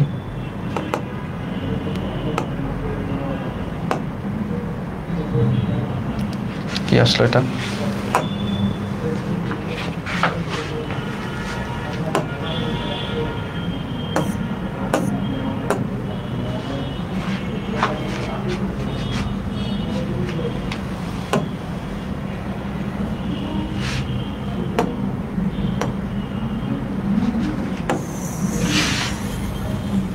ওকে, খেয়াল করো, আশা করি সবাই দেখতে পাচ্ছ, এটা আমাদের হার্ট যখন পাম্প করে তখন রক্তটা দেখো মস্তিষ্কে যায় এবং সারা দেহে ছড়ায়, তাই না? আবার কার্বন ডাইঅক্সাইড পূর্ণ রক্ত, এই যে এই নীল রক্তটা কার্বন ডাইঅক্সাইড পূর্ণ, সেটা হার্টে চলে আসে, তাই তো? এখন মনে করো একটা লোকের কোনো কারণে হার্ট ভালো মতো পাম্প করতেছে না, হ্যাঁ, তো তার হার্টবিট তো পাচ্ছ না, মানে কি হার্ট ভালো মতো পাম্প করতেছে না। তো হার্ট ভালো মতো পাম্প না করলে কি অবস্থা হবে দেখো, তার রক্তটা কিন্তু মস্তিষ্ক পর্যন্ত যাইতেছে না, হ্যাঁ, এইখানেই দেখো একটু একটু খালি এরকম করতেছে, দেখছো? তো এরকম করলে তার মস্তিষ্কে রক্ত সাপ্লাই বন্ধ হয়ে যাবে, এবং বন্ধ হয়ে গেলে সে অজ্ঞান হয়ে যেতে পারে। তখন তুমি তাকে কি করবা? প্রাইমারি কাজ কি তোমার? প্রাইমারি কাজ হচ্ছে তাকে প্রথম যে জায়গায় শুয়ে পড়ছে, অজ্ঞান হয়ে গেলে তো অবশ্যই শুয়ে পড়ছে, দাঁড়ায় তো থাকবে না, তার হচ্ছে আগে চেক করবো তার মুখের মধ্যে বা নাকের মধ্যে শ্বাস নেওয়ার জায়গাতে কোনো কিছু আটকে গেল কিনা, ঠিক আছে? আগে যদি ওইগুলো থাকে, তাহলে ওই মুখে বা নাকে কিছু আটকানো থাকলে ওইগুলো ক্লিয়ার করবো, যেন সে শ্বাস নিতে পারে। ওকে, আচ্ছা, তার পোশাক টোশাক একটু লুজ করে দিবা, ওইখানে ভিড় জমাইতে দিবা না। তুমি হেল্পের জন্য ডাকবা, তোমার আরেকজনকে লাগবে। ওকে, আরেকজনের কাজ কি? সে অ্যাম্বুলেন্স কল করবে বা 999-এ ফোন করবে যেন সাহায্য আসে। তুমি অলরেডি চেক করছো যে তার হার্টবিট নাই, সে কোনো শ্বাস প্রশ্বাস নিচ্ছে না। ওকে, তো ওই মুহূর্তে তুমি কি করবা? ইমিডিয়েটলি তার সিপিআর দেওয়া শুরু করবা। সিপিআর দেওয়ার নিয়মটা কি দেখো, তোমার হাতটা কেমন করে ধরতে হবে। তাহলে এটা ধরো তোমার বাম হাত, ওকে, বাম হাতের উপর, তুমি যদি ডান হাতি হও তাহলে বাম হাতের উপর এরকম ডান হাতটা রাখলা, কিভাবে ধরছি দেখছো? এবার বাম হাতের এই জায়গাটা দিয়ে রোগীর যে বুকের মাঝখানটা, স্টারনামটা, ঠিক আছে, মাঝখানে চাপ দিতে হবে, কিন্তু ডানে বা বামে চাপ দিব না। হার্ট একটু বাম দিকে থাকে, এই জন্য বাম দিকে চাপবো না, মাঝখানটায় চাপবো, বুকের মাঝখানটায় চাপবো। ওকে, তাহলে বুকের মাঝখানটায় হাতের এই পাশটুক দিয়ে দিব চাপ। ওকে, দেখো কতখানি চাপ দিব, চাপ মেরে তার বুকটা 2 ইঞ্চি পর্যন্ত নিচে নামাই ফেলবো। এখন তোমরা মনে মনে বলতে পারো, ভাই এই 2 ইঞ্চি পর্যন্ত নামাই ফেললে আমার তো ওর তো বুকটা ভেঙে যেতে পারে, ওর তো এই রিপসগুলো পরশুকাগুলো ভেঙে যেতে পারে আমি যদি এত জোরে জোরে চাপি। উত্তর হচ্ছে ভাঙুক। তার রিপস ভাঙলে পরে আমরা ডাক্তাররা তার রিপস ঠিক করতে পারবো, কিন্তু এখন যদি তুমি এখানে না চাপো তাহলে তার মস্তিষ্কে রক্ত যাবে না, এবং মস্তিষ্কে রক্ত না গেলে সে অল্প কিছুক্ষণের মধ্যেই মরে যাবে।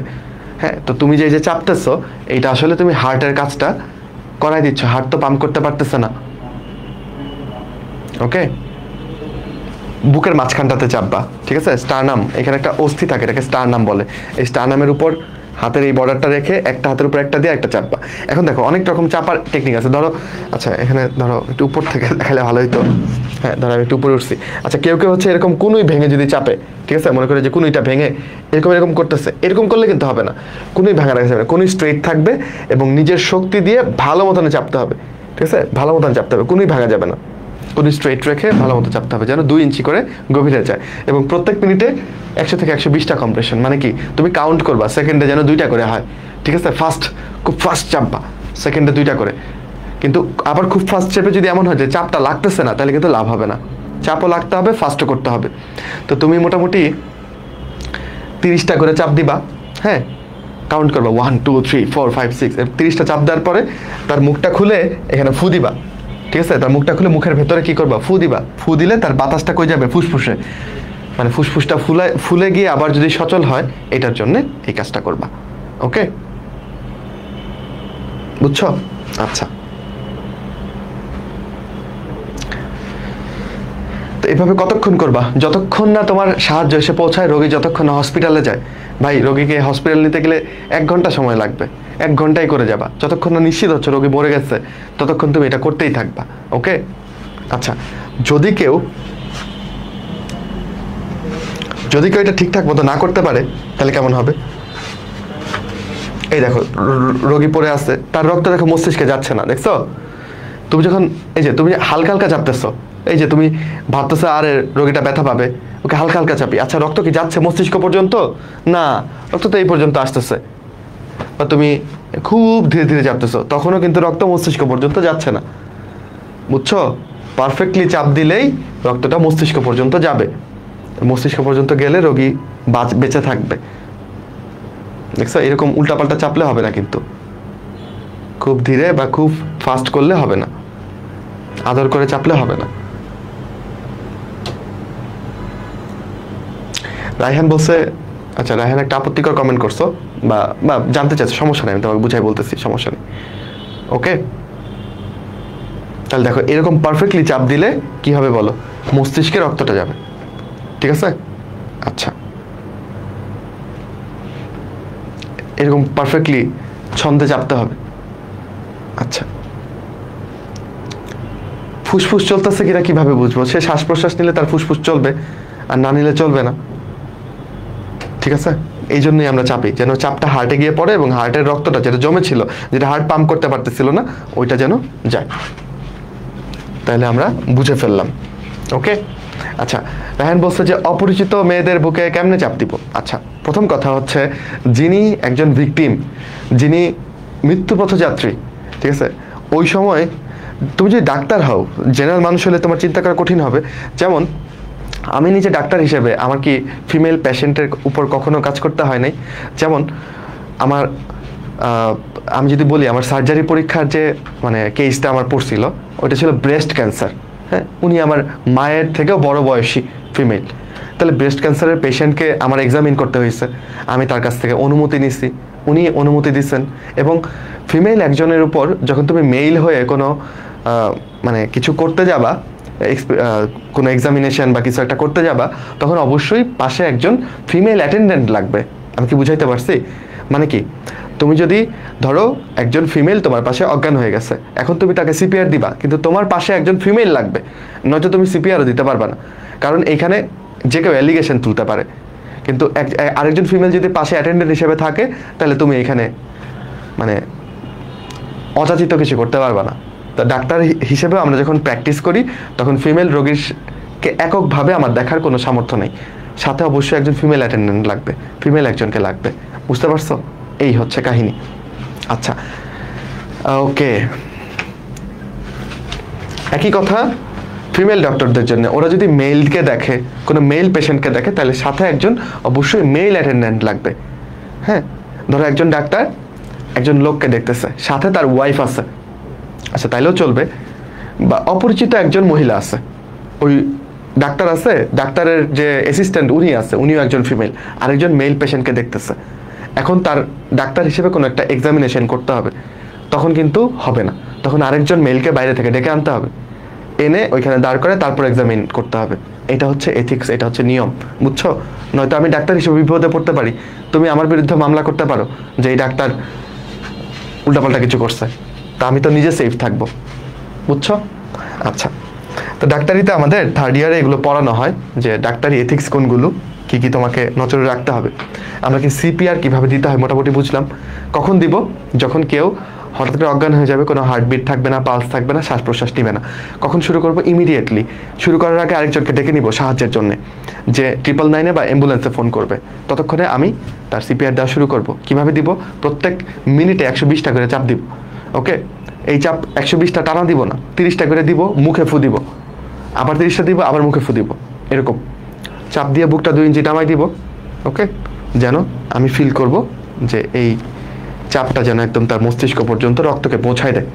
জীবনমুখী একটু আলোচনা করলাম, যেটা তোমাদের বইতেও আছে, কৃত্রিম শ্বাস প্রশ্বাস হিসেবে। চলো আমরা একটু 206টা হাড্ডির হিসাব কুইকলি পড়ে নিই। তোমরা জানো মানুষের শরীরে 206টা হাড্ডি থাকে, কিন্তু কোথায় কোনটা কিভাবে থাকে জানো না। এই দেখো কঙ্কালটা তোমার দিকে তাকিয়ে কিভাবে হাসতেছে। আমরা এই মানবদেহের কঙ্কালকে 2টা ভাগে ভাগ করি, বুঝছো? এই অংশটুকুকে আমরা বলি অক্ষীয়, একটু অ্যাকুরেটলি আঁকি, এই যে মাথা, বক্ষপিঞ্জর এবং এই যে এই স্ট্রোনি অঞ্চল, পেলভিস অঞ্চল, এটাকে কি বলি বলো? এটাকে আমরা বলি অক্ষীয় অঙ্গ, এটুকুকে আমরা অক্ষীয় কঙ্কাল বলি।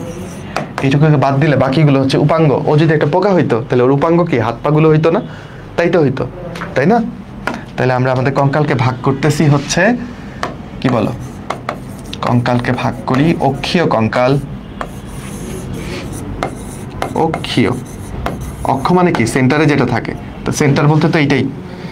আর উপাঙ্গ মানে কি? অঙ্গ থেকে আসছে উপাঙ্গ। ওকে, তো এগুলো হচ্ছে উপাঙ্গীয় কঙ্কাল। অক্ষীয় কঙ্কাল আছে হচ্ছে 80টা, উপাঙ্গীয় কঙ্কাল আছে 126টা। হিসাবটা বিলাই দিচ্ছি কিভাবে। অক্ষীয়র মধ্যে কি কি আছে তুমিই বলো? অক্ষীয়র মধ্যে আছে হচ্ছে মাথা, মাথাকে আমরা বলি হচ্ছে করটি, রাইট? তারপর আছে হচ্ছে মুখের হাড্ডি, না বাদ দাও, করটির মধ্যে সব চলে যাচ্ছে। আচ্ছা, তারপর এটা কি বলো? বক্ষপিঞ্জর, তাই না? বুকের যে খাঁচা, ওইটাকে আমরা শুদ্ধ করে বলতেছি বক্ষপিঞ্জর। আর কি আছে? আর আছে হচ্ছে মেরুদণ্ড, মেরুদণ্ড।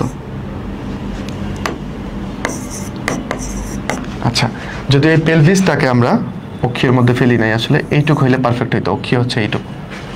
আচ্ছা, করটি বা মাথার মধ্যে হাড্ডি আছে কয়টা জানো? মাথার মধ্যে হাড্ডি আছে হচ্ছে তোমার 29টা। ওকে, বক্ষপিঞ্জরে আছে হচ্ছে 25টা। আচ্ছা, আর মেরুদণ্ডে আছে হচ্ছে 26টা। তুমি বলবো ভাই আমি তো ছোটবেলায় পড়ছিলাম মেরুদণ্ডে থাকে হচ্ছে 33টা হাড্ডি। উত্তর একদম ঠিক, মেরুদণ্ডে 33টা কশেরুকা থাকে, এটা একদম সত্য। কিন্তু তোমার বয়স যখন পরিণত হয়ে যায়, তোমার যখন বয়স হয়ে যায়, তখন এই পাশের 5টা হাড্ডি স্যাক্রাম, 5টা স্যাক্রাম মিলে একটা হয়ে যায়, 4টা কক্কিক্স মিলে একটা হাড্ডি হয়ে যায়, একসাথে মিলে যায় হাড্ডিগুলো। তাই আমরা কাউন্টের সময় এখানে 26 নেই। 25 আর 26 51, আর 29 হচ্ছে 80, মিলে গেল। উপাঙ্গীয় কঙ্কাল আরো সোজা, বুঝছো? উপাঙ্গীয়র মধ্যে তুমি বলতে পারো ঊর্ধ্বাঙ্গ, আর বলতে পারো কি নিম্নাঙ্গ। এই যে আজকে শিখতেছো এইগুলা, আর কি ভুলবা? ভুলা কি উচিত? সারা জীবন মনে থাকা উচিত।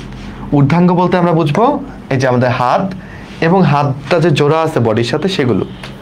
তো ওইগুলাকে আমরা বলি হচ্ছে, তাহলে এখানে বাহু বলতেছি হাতকে, আর এটাকে আমরা বলি হচ্ছে বক্ষ অস্থি চক্র। বক্ষ অস্থি মানে কোনগুলো?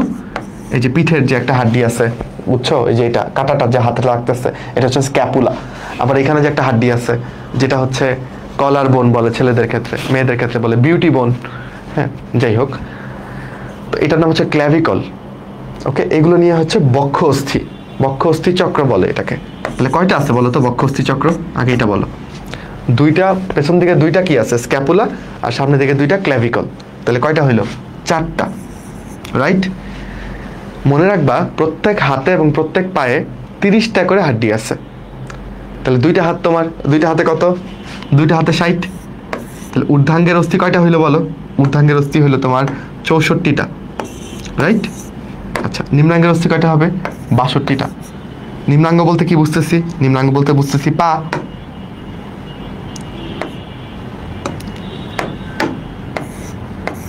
রাইট, পা। তো পা তো তোমার দুইটা, দুই পায়ে কয়টা থাকবে? 60টা। বাকি রইল আর দুইটা। আর দুইটা কি? আর দুইটা হচ্ছে তোমার হিপ বোন। হিপ বোনগুলো চিনতেছ? যে হিপ তৈরি করছে, কোমর তৈরি করছে, যে এই হিপ বোন কয়টা? এই হিপ বোন হচ্ছে দুইটা। তাহলে হয়ে গেল 62টা। বলো হিসাব কি মিলল? হাড্ডির হিসাবটা তাহলে একটু মনে রাখো। 206টা হাড্ডি কোথায় কয়টা করে আছে এটা আমরা কিন্তু এখন ক্লিয়ার, রাইট? মাথার মধ্যে, পুরো মাথার মধ্যে আছে 29, মেরুদণ্ডে আছে 26, বক্ষপিঞ্জরে 25। 25 কেমনে ভাই? এই যে দুই পাশে 12 জোড়া পরশুকা, রাইট? 12 জোড়া পরশুকা বুকের খাঁচাটা, তাহলে 24টা হয়ে গেল। আর মাঝখানে একটা কি? মাঝখানে এখানে কোনটা থাকে? স্টারনাম। এই হচ্ছে 25টা, ওকে? আর হাতে পায়ে 30টা করে, এখানেই তো হিসাব শেষ। দুই হাতে 60টা, দুই পায়ে 60টা। আর স্ক্যাপুলা, ক্ল্যাভিকল দুইটা দুইটা মিলে এই 4টা, আর হিপ বোন হচ্ছে 2টা। হিসাব ডান, সহজে। আরও পড়বো পরবর্তীতে, আজকে এইটুকুই, মানে 206টা হিসাবে এইখানেই একটা লাইন লিখছি। সব শক্তির উৎস আমাদের মা। এটা জীববিজ্ঞানের আলোকে চলো আমরা ব্যাখ্যা করি। পরীক্ষাতে আসবে না, তবে একটা জীবন রহস্যের একটা তথ্য তোমার কাছে উপস্থাপন করতে চাচ্ছি। তুমি তো নিষেক অলরেডি বুঝে গেছো। নিষেক মানে কি? শুক্রাণু আর ডিম্বাণুর মিলন। এটাকে ধরো, এটাকে আমরা মানুষের ডিম্বাণু চিন্তা করতেছি, ওকে? ধরো এটা হচ্ছে ডিম্বাণু। ডিম্বাণুর একটা অংশ দেখাইছি আর সবাই চিনে গেছো, এটা হচ্ছে শুক্রাণু, ঠিক? শুক্রাণু ডিম্বাণু নিষেক হচ্ছে। কালকের ক্লাসে শিখছো যে ডিম্বাণু অনেক বড় শুক্রাণুর থেকে। একটা ব্যাপার খেয়াল করে দেখো, শুক্রাণুর শুধুমাত্র মাথাটাই ভেতরে প্রবেশ করতেছে। শুক্রাণুর কিন্তু দেহের বাকি পার্টটা প্রবেশ করে না, শুধু মাথাটা প্রবেশ করে, বুঝছো? শুক্রাণুর মাথার মধ্যে, মাথার 90% জায়গা জুড়ে নিউক্লিয়াস থাকে। নিউক্লিয়াসের মধ্যে ক্রোমোজোম থাকে কতগুলো? 23টা ক্রোমোজোম। তাহলে এই শুক্রাণুর মাথা থেকে 23টা ক্রোমোজোম, আর ডিম্বাণুর মধ্যে 23টা ক্রোমোজোম। এই মিলে তোমার জাইগোটে ক্রোমোজোম কয়টা হয়? 23 জোড়া। তোমার জাইগোটের মধ্যে 23 জোড়া ক্রোমোজোম হয়, 23 জোড়া, ঠিক? আচ্ছা, এখন দেখো তো, শুক্রাণু শুধুমাত্র তার কি দিল? শুক্রাণু শুধুমাত্র তার ক্রোমোজোম দিল কয়টা? 23টা। আর কি কিছু দিচ্ছে? চলো একটু অনুসন্ধান করি। শুক্রাণুর মাইটোকন্ড্রিয়াগুলো কোথায় থাকে? এই মিডল পিসের মধ্যে থাকে। শুক্রাণুর যে মধ্যখণ্ড, এখানে মাইটোকন্ড্রিয়া থাকে, বাট এই মধ্যখণ্ডটা ডিম্বাণুর ভেতরে ঢুকতে পারে না, বুঝছো? তাহলে আমরা বাবার কাছ থেকে কি কোনো মাইটোকন্ড্রিয়া পাইছি? পাই নাই। আমাদের এই জাইগোটে, এই ডিম্বাণুটাই তো জাইগোট হবে, রাইট? খালি 23টা ক্রোমোজোম নেবে শুক্রাণুর কাছ থেকে। এই জাইগোটের মধ্যে যত মাইটোকন্ড্রিয়া আছে সবগুলো কার কাছ থেকে পাওয়া? সবগুলো মায়ের কাছ থেকে পাওয়া। তুমি বুঝতেছো? তাহলে আমাদের বডিতে যত মাইটোকন্ড্রিয়া আছে সব মায়ের কাছ থেকে পাওয়া।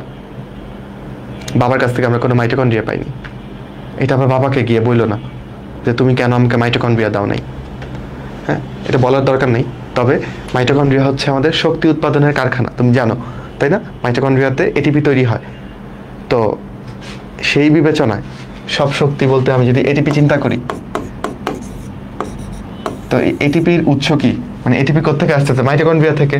আর মাইটোকন্ড্রিয়াগুলো কে দিচ্ছে? আমাদের মা দিচ্ছে। তাহলে এখান থেকে সব শক্তির উৎস আমাদের মা বলতেছি, ওকে? আচ্ছা, বুঝলা ব্যাপারটা? একটা জীবন রহস্য উন্মোচিত হইল যে বাবার কাছ থেকে শুধু আমরা ক্রোমোজোম পাইছি 23 জোড়া। মা হচ্ছে কোষীয় অঙ্গাণুগুলো, এগুলো সব কে দিচ্ছে? মা দিচ্ছে, বুঝছো? মাইটোকন্ড্রিয়া যদি গলগি বডিস বাবার কাছ থেকে আসছে, যাই হোক, ওইগুলো আর ডিপে না যাই। এটা একটা অঙ্গ যেটা ফিমেল বডিতে থাকে। এই যে এটা হচ্ছে তার হিপ বোন, ওকে? এই হিপ বোনের ভেতরে সুরক্ষিত থাকে। এই অঙ্গটার নাম হচ্ছে জরায়ু। নাম কি বলো? জরায়ু। ইংরেজিতে বলে হচ্ছে ইউটেরাস, ওকে? এবার এই জরায়ুটাই, এখানেই আমি তুমি সবাই ছিলাম মায়ের এই জরায়ুতে, এবং তখন এটা অনেক বড় হয়ে যায়, 20 গুণ বড় হয়, ওকে? এই যে নিষেকের ঘটনাটা, এটা কোথায় ঘটে এটা বোঝানোর জন্য এই ছবিটা দিচ্ছি। এইখানে একটা ফোলা অংশ আছে, এই জায়গাটার নাম হচ্ছে অ্যাম্পুলা। মানে এই পুরো নালীটার নাম হচ্ছে ডিম্ব নালী, বা ইংরেজিতে বলে ফেলোপিয়ান টিউব। তো ডিম্ব নালী হিসেবেই তুমি চিনো, হ্যাঁ? এই ডিম্ব নালীর মধ্যে দেখো, এইগুলো হচ্ছে ডিম্বাশয়। এই ডিম্বাশয় থেকে ডিম্বাণুটা আসে এখানে, ওকে? শুক্রাণুটা আসে এই দিক দিয়ে, শুক্রাণুটা তো এই পথে গিয়ে এই দিকে আসে। তাহলে শুক্রাণু ডিম্বাণুর দেখা হয় এইখানেই। তাহলে নিষেকের ঘটনাটা কোথায় ঘটে? ডিম্ব নালীতে বা ফেলোপিয়ান টিউবে ঘটে। বুঝছো? ক্লিয়ার? তাহলে আমাদের নিষেকটা কেমন? অন্তনিষেক। রুই মাছের নিষেকটা কেমন? বহির্নিষেক। কেন অন্তনিষেক? কারণ এটা ফিমেলের বডিতে হচ্ছে। আমাদের দেহে শুক্রাণু ডিম্বাণুর মিলন ফিমেলের বডিতে হয়। ওকে, ডান? বুঝছো সবাই? ওকে, আচ্ছা, এই দেখো তো এখানে কোন ব্যাচের কথা লেখা, সংখ্যাটা কি দেখতে পাও কিনা? কত লেখা এখানে, নাকি কোন বর্ণ লেখা, কি লেখা? কমেন্ট করো।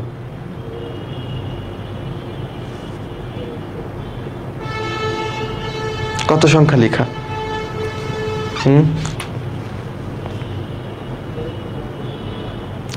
এইচএসসি 27 ব্যাচের জন্য 27 লেখা এখানে। যদি 27 তুমি দেখতে পারো তাহলে তুমি ইউ আর ফাইন। আর যদি 27 দেখতে না পারো, তোমার যদি মনে হয় যে এই সাদা সাদা কালা কালা সব একই রকমের লাগতেছে, তাহলে তুমি কালার ব্লাইন্ড, যে তুমি কালারটা বুঝতে পারো না। ওকে, আমি জানি আমার ক্লাসে যে মেয়েরা আছে তারা সবাই দেখতে পাচ্ছে, কিন্তু ছেলেদের মধ্যে কেউ কেউ এরকম থাকতেও পারে যে আমি তো কিছু বুঝতেছি না, সবাই 27 কেমনে বলতেছে, সব তো একই রকমের লাগতেছে। এই টেস্টটার নাম হচ্ছে ইশিহারা টেস্ট। ঠিক আছে? তো ইশিহারা টেস্ট, ইশিহারা বলে, এটা দিয়ে বর্ণান্ধতা পরীক্ষা করা যায়। বুঝছো? ইন্টারেস্টিং না বলো? তো যে কালার ব্লাইন্ড সে এটাকে ব্ল্যান্ড দেখবে। আমি মেডিকেলে চান্স পাওয়ার পরও ভর্তি হইতে যখন গেছি তখন আসলে সবাইকে একটু ছোট্ট করে পরীক্ষা করা হয় যে কেউ কালার ব্লাইন্ড আছে কিনা। এই যে রেজওয়ান বলছে 64, তাহলে ওর অবস্থা খারাপ। হ্যাঁ, রেজওয়ানের অবস্থা খারাপ। রেজওয়ান তাহলে কালার হয় ও মানে বর্ণ চিনে না বা সংখ্যা চিনে না, অথবা ও কালার ব্লাইন্ড, নয়তো এখানে 64 বলার কারণ নাই। আচ্ছা, তাহলে এখানে একটা প্রশ্ন করছি যে কালার ব্লাইন্ড হওয়ার সম্ভাবনা কাদের বেশি, ছেলেদের নাকি মেয়েদের? ওকে, কি মনে হয়? মেয়েরা সবসময় অভিযোগ করে যে আমাদের সাথেই সবসময় কেন, সব জায়গায় আমরাই কেন বঞ্চিত হই, আমরাই কেন কষ্ট পাই। সৃষ্টিকর্তা কিন্তু কিছু কিছু জায়গায় তোমাদেরকে অনেক বাঁচাই দিচ্ছেন। যেমন এইরকম কিছু রোগ যেগুলোকে আমরা সেক্স লিঙ্ক ডিসঅর্ডার বলি, যেগুলো এক্স ক্রোমোজোমের সাথে রিলেটেড। তোমরা এটা সবাই জানো আই হোপ, যে মেয়েদের 2টা এক্স ক্রোমোজোম থাকে, রাইট? এগুলো মনে করে এক্স ক্রোমোজোম। তো মেয়েদের 2টা থাকে, আর ছেলেদের কয়টা থাকে? একটা। ছেলেদের আরেকটা কি থাকে বলো? আরেকটা থাকে ওয়াই ক্রোমোজোম, রাইট? ওয়াই ক্রোমোজোমটা কিন্তু ছোট্ট, বুঝছো? ওয়াইয়ের চেয়ে এক্স 3 গুণ বড়। কয় গুণ বড় বলো? 3 গুণ। ওয়াইয়ের থেকে এক্স হচ্ছে 3 গুণ বড়। ওকে, সো এই যে সমস্যাটা, এটা এক্স ক্রোমোজোমের জন্য হয়। ওকে, তো কিছু এক্স ক্রোমোজোম ভালো, ধরো যে এক্স ক্রোমোজোমটা ভালো, যে ঠিকঠাক মতো কালার দেখতে পারে, ভালো মতো বুঝছো, যে ঠিকঠাক মতো দেখতে পারে, সেই এক্স ক্রোমোজোমকে আমি মার্ক করলাম এক্স বড় হাতের সি দিয়ে। মানে জাস্ট এই সি দিয়ে মার্ক করলাম যে এক্স ক্রোমোজোমটা ভালো, বড় হাতের সি মানে কালার তৈরি করতে পারে, সে কালার দেখতে পারে। হ্যাঁ, আর যে এক্স ক্রোমোজোমটা খারাপ, মানে যেখানে কালার তৈরি করতে পারে না বা কালার দেখতে পারে না, সেটাকে আমরা বলতেছি এক্স ছোট হাতের সি। বুঝছো? তাহলে এক্স বড় হাতের সি এটা কি? এটা হচ্ছে ভালো জিন। ওকে, আর এটা হচ্ছে খারাপ জিন। খারাপ বলতে বর্ণান্ধতার জন্য দায়ী জিন। ওকে, তাহলে দেখো একটা ফিমেলের ক্রোমোজোমগুলো কেমন থাকতে পারে। ফিমেলের ক্ষেত্রে থাকতে পারে তার একটা ক্রোমোজোম ভালো, রং তৈরি করতে পারে, আরেকটা ক্রোমোজোমও ভালো, 2টা ক্রোমোজোমই রং তৈরি করতে পারে। তাহলে সে কি হবে? একদম সুস্থ হবে, ঠিক তো? আবার হইতে পারে কি, একটা এই ক্রোমোজোমটাও রং তৈরি করতে পারে না, এইটাও পারে না, 2টা এক্স ক্রোমোজোমই ডিফেক্টেড, 2টার মধ্যেই রং তৈরি হয় না। তাহলে কি হইতে পারে? সে বর্ণান্ধ। ওকে, মেইলের ক্ষেত্রে কি হতে পারে? মেইলের ক্ষেত্রে একটা এক্স ক্রোমোজোম ভালো, আর ওয়াই এর মধ্যে তো কিছু নাই, এই রোগের জন্য তো ওয়াই ক্রোমোজোম দায়ী না। ওকে, আচ্ছা, তাহলে সে সুস্থ হবে, একটা এক্স ক্রোমোজোম যদি ভালো হয়। আর একটা এক্স ক্রোমোজোম যদি কোনো কারণে ডিফেক্টেড থাকে, যে রং তৈরি করতে পারে না, রং দেখতে পারে না, তখন সে কি হয়ে যাবে? সে বর্ণান্ধ হয়ে যাবে। আমি জানি ফিমেলের মধ্যে আরেকটা প্রশ্ন তোমার মনে জাগছে যে ভাই, ধরেন একটা ফিমেল, তার একটা এক্স ক্রোমোজোমে ঠিকঠাক রং তৈরি হবে, রং তৈরির জিন আছে, আরেকটা এক্স ক্রোমোজোমে ভাই খারাপ, বর্ণান্ধতার জন্য দায়ী জিন।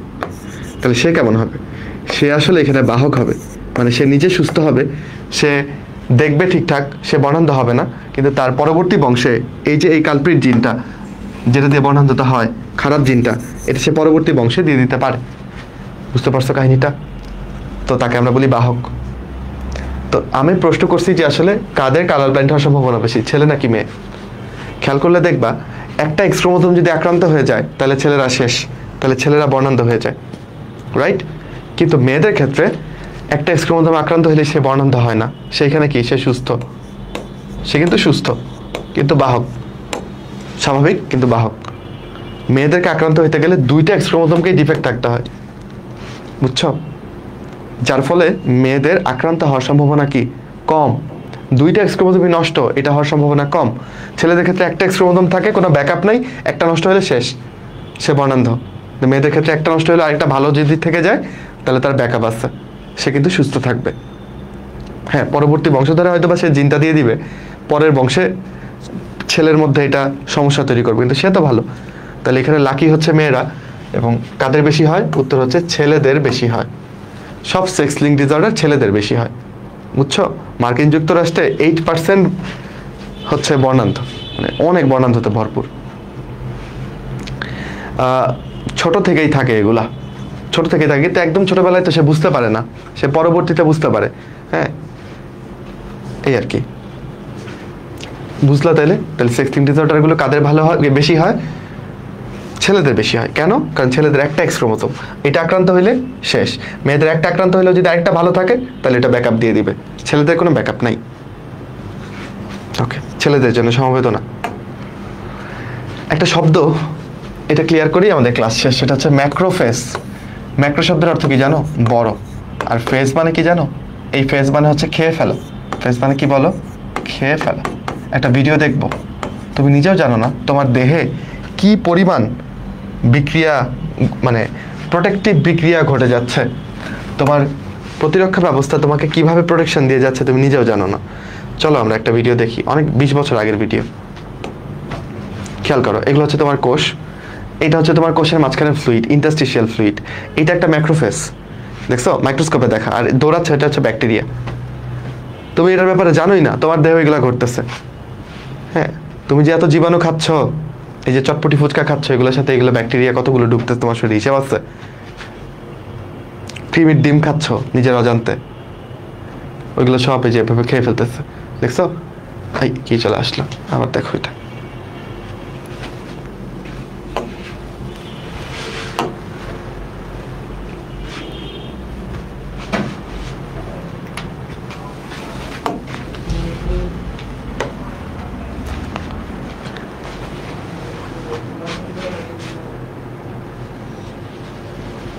এই প্রক্রিয়াটাকে বলে ফ্যাগোসাইটোসিস।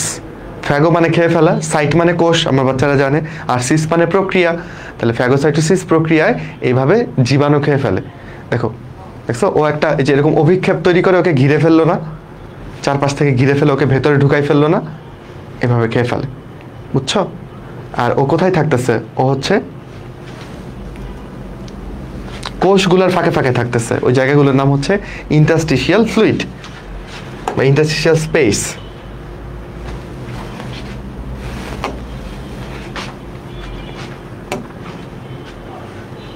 ঠিক আছে, বুঝছো কাহিনীটা? এগুলো হচ্ছে কোষ, কোষের ফাঁকে ফাঁকে জায়গাগুলোকে ইন্টারস্টিশিয়াল স্পেস বলে, সেই স্পেসের মধ্যে থেকে সেইগুলোকে খাচ্ছে। এই সবটুকুকে তুমি একটা টিস্যু বলতে পারো, টিস্যুর মধ্যে কোষ থাকে এবং কোষের ফাঁকে ফাঁকে জায়গা থাকে। ওকে, তাহলে এইটাই হচ্ছে একটা ম্যাক্রোফেজ। ওকে, ও আসলে রক্তে ছিল, রক্ত থেকে প্রয়োজনের তাগিদে বেরোয় আসছে, এবং ওর সাইজ আগে ছিল ছোট্ট, কিন্তু এখন বড় হয়ে গেছে, বুঝছো? কেন বড় হয়েছে? জীবাণু খাওয়ার জন্য। তখন এটাকে কি নামে ডাকতেছি? ম্যাক্রোফেজ নামে ডাকতেছি। মেডিকেল একবার প্রশ্ন আসছিল যে ম্যাক্রোফেজ তৈরি করে কে? উত্তর হচ্ছে মনোসাইট। মনোসাইট নামক একটা শ্বেত রক্তকণিকা আছে, বুঝছো? এই মনোসাইটটা এটা তৈরি করে। কিভাবে করে আমি একটু করে বলে ক্লাস শেষ করব। ধরো তোমার হাত আঁকি, ওকে? ধরো এটা তোমার হাত, এখানে মনে করো একটা পিনের গুঁতা খাইছো, ধরো এটা তোমার আঙুল, হাত না, এটা তোমার আঙুল, আঙুলের মধ্যে পিনের একটা গুঁতা খাইছো, ওকে? এইখান দিয়ে ধরো, এটা ধরো তোমার কৈশিক জালিকা, মানে কৈশিক জালিকা তো অনেক কেশের মতো ছড়ানো ছিটানো থাকে, রক্তবাহিকা আর কি এটা। তো এই পিনটার সাথে কিছু ব্যাকটেরিয়া ঢুকে গেছে, ব্যাকটেরিয়াটাকে কি রং দিব, কি রং দিব? সাধারণ দেই, ধরো এগুলো হচ্ছে ব্যাকটেরিয়া, এগুলো কোষের ফাঁকে ফাঁকে আছে, বুঝছো? যেটাকে আমরা দেখলাম একটু আগে, এগুলো পিনের সাথে ধর ঢুকে গেছে। আচ্ছা, এবার এই জীবাণুগুলোকে খাইতে হবে না? এই জীবাণুগুলোকে খাওয়ার জন্যে যে মনোসাইটটা আছে, ধর এটা একটা মনোসাইট, এটাকে অবশ্যই কি করতে হবে? কৈশিক জালিকা থেকে বের হইতে হবে। তো কৈশিক জালিকার এখানে কিছু কোষ আছে, ওই কোষগুলোর ফাঁক দিয়ে সে বের হয়ে পড়তে পারে। বের হয়ে সে 5 গুণ বড় হয়। কয় গুণ বড় হয়? 5 গুণ। দ্যাটস ওয়াই তাকে আমরা ম্যাক্রো বলতেছি। এরপর সে জীবাণুগুলোকে খাওয়া শুরু করে, তাই তাকে আমরা ফাস বলতেছি। দ্যাটস ওয়াই এটাকে আমরা বলি ম্যাক্রোফাস বা ম্যাক্রোফেস। বুঝছো? এইভাবে ম্যাক্রোফেস আমাদেরকে প্রোটেকশন দিয়ে যাচ্ছে। সে আসলে একটা শ্বেত রক্তকণিকা। যখন সে রক্তে ছিল, সাইজ ছোট ছিল, তখন তাকে মনোসাইট নামে রাখতেছিলাম। আর যখনই সে রক্ত থেকে বের হয়ে কোষের আশেপাশে আসছে জীবাণুগুলোকে খাওয়ার জন্য, তখন তার নাম ম্যাক্রোফেজ হয়ে যাচ্ছে। ওকে, আচ্ছা, তাহলে আজকের ক্লাসের যে টপিক, আজকে একটু 10 মিনিট সময় বেশি লেগে গেছে গতকাল থেকে, প্যারা নাই, আশা করি এনজয় করছো। আজকে 3 তারিখ শেষ, ফাইনালি কালকে সেই মাহেন্দ্রক্ষণ যখন কম্প্যাক্ট বায়োলজি মেগা এক্সাম হবে 2টা ক্লাসের উপর বেস করে। সো 2টা ক্লাস ভালো মতন করে ফেললে 90% প্রশ্ন কমন পড়বে। আমি 50টা প্রশ্ন দিব, সময় থাকবে 25 কি 30 মিনিট। এটা কি ফাজ ভাইরাসদের খায়? না, ফাজ ভাইরাস হচ্ছে ব্যাকটেরিয়াকে খায়। ওদের নাম ফাজ হয়েছে কারণ ওরা ব্যাকটেরিয়াকে খেয়ে ফেলতেছে। বুঝছো? ও ফাজ ভাইরাসকে খায় না। ভাইরাস এভাবে মানে কোষের মধ্যে এভাবে ঘুরঘুর করে না, এগুলো সাধারণত ব্যাকটেরিয়াকে খায়। ওকে, এটা কয় অধ্যায়? কোনো অধ্যায় না, পুরো জুলজি বই। তুমি এই ক্লাসটা যদি কোনো 24 বা 25 ব্যাচের বাচ্চা করে থাকো, তাহলে বুঝতে পারছো যে ভাইয়া কিভাবে সবগুলো চ্যাপ্টার টাচ করে গেছেন। সব চ্যাপ্টার থেকে একটা একটা করে পড়া নিছি আমি। বুঝছো? তো এই তো, আর পুরস্কার তো দেখতেই পাচ্ছ। আর কম্প্যাক্ট বায়োলজিতে জয়েন করতে হলে কি করতে হবে? গুগলে সার্চ করতে হবে কম্প্যাক্ট বায়োলজি 27, তাহলে চলে আসবে। অ্যান্ড দেন তুমি এনরোল করে নিতে পারবা কোর্সে। আমরা 6 তারিখ আমাদের ওরিয়েন্টেশন ক্লাস, একটু আগেই হওয়ার কথা ছিল, বাট তোমাদের কিছু ফাউন্ডেশন ক্লাস নিব ভেবে একটু ক্লাসটা পর থেকে শুরু করতেছি। আশা করি ফাউন্ডেশন ক্লাসগুলো কোর্সের বাচ্চারা এনজয় করতেছো। অলরেডি বোধ হয় প্রায় 70-এর কাছাকাছি মানুষ তোমরা জয়েন হয়ে গেছো, আমি যা দেখলাম। সো খুবই ভালো, আশা করি একটা সুন্দর স্টার্ট দেওয়া যাবে এবং আমরা টিম হিসেবে যাত্রাটা শুরু করে টিম হিসেবেই শেষ করতে পারবো। রেকর্ড ক্লাস পাওয়া যাবে এই চ্যাপ্টারগুলোর, মানে তোমাদের যে সাইকেল 1 সেটার আর্কাইভ অ্যাড করা আছে, 27 ব্যাচের আর্কাইভ, যেগুলোর ক্লাস হবে সাইকেল 1-এ, সেগুলো আর্কাইভ অ্যাড করা আছে। মানে 3টার মধ্যে 2টা চ্যাপ্টার অ্যাড করা আছে। সো তুমি 2টা চ্যাপ্টার শেষ করে ফেলতে পারো যুক্ত হয়ে। হ্যাঁ, এই আর কি। সো তোমাদের সবচেয়ে পছন্দের স্লাইডটা এখন বের করবো। সো আই হোপ তোমরা ক্লাসটা এনজয় করছো। তোমরা কি পড়লাম আমরা একটা কুইক রিক্যাপ করে ফেলি, আর তোমরা আমাকে ইন দ্য মিন টাইম জানাইতে পারো যে আসলে কেমন লাগলো তোমাদের ক্লাসটা। ওকে, তাহলে আমরা কি ব্যাপারে আলোকপাত করলাম, চলো। এই প্রাণীগুলা ইউরোকর্ডাটা, এদের ছোটবেলায় একটা নটোকর্ড থাকে, বড় হইলে সেই নটোকর্ড হারায় যায়। ওকে, তো এরা আসলে ভার্টিব্রাটা বলা যাবে না, যেহেতু মেরুদণ্ড থাকে না, কিন্তু এরা কর্ডাটা, যেহেতু নটোকর্ড থাকে। 27 ব্যাচের ক্লাস শুরু হয় নাই, 8 তারিখ থেকে মানে পুরোদমে ক্লাস শুরু, 6 তারিখ ওরিয়েন্টেশন। ওকে, আচ্ছা,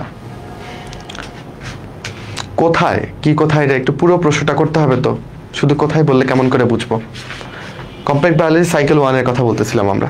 আচ্ছা, অমর প্রাণী হাইড্রাকে বলতেছি কারণ ওকে যতই ভেঙে দাও ও আবার তৈরি হইতে পারবে। আচ্ছা ভাইয়া, এসব ক্লাসগুলো লাইভ হয়ে গেছে, ওইগুলো কি আর পাওয়া যাবে? লাইভ তো হয়েছে জাস্ট একটা, আমার পেজেই পাবা, অথবা এসিএস এর পেজেও আছে।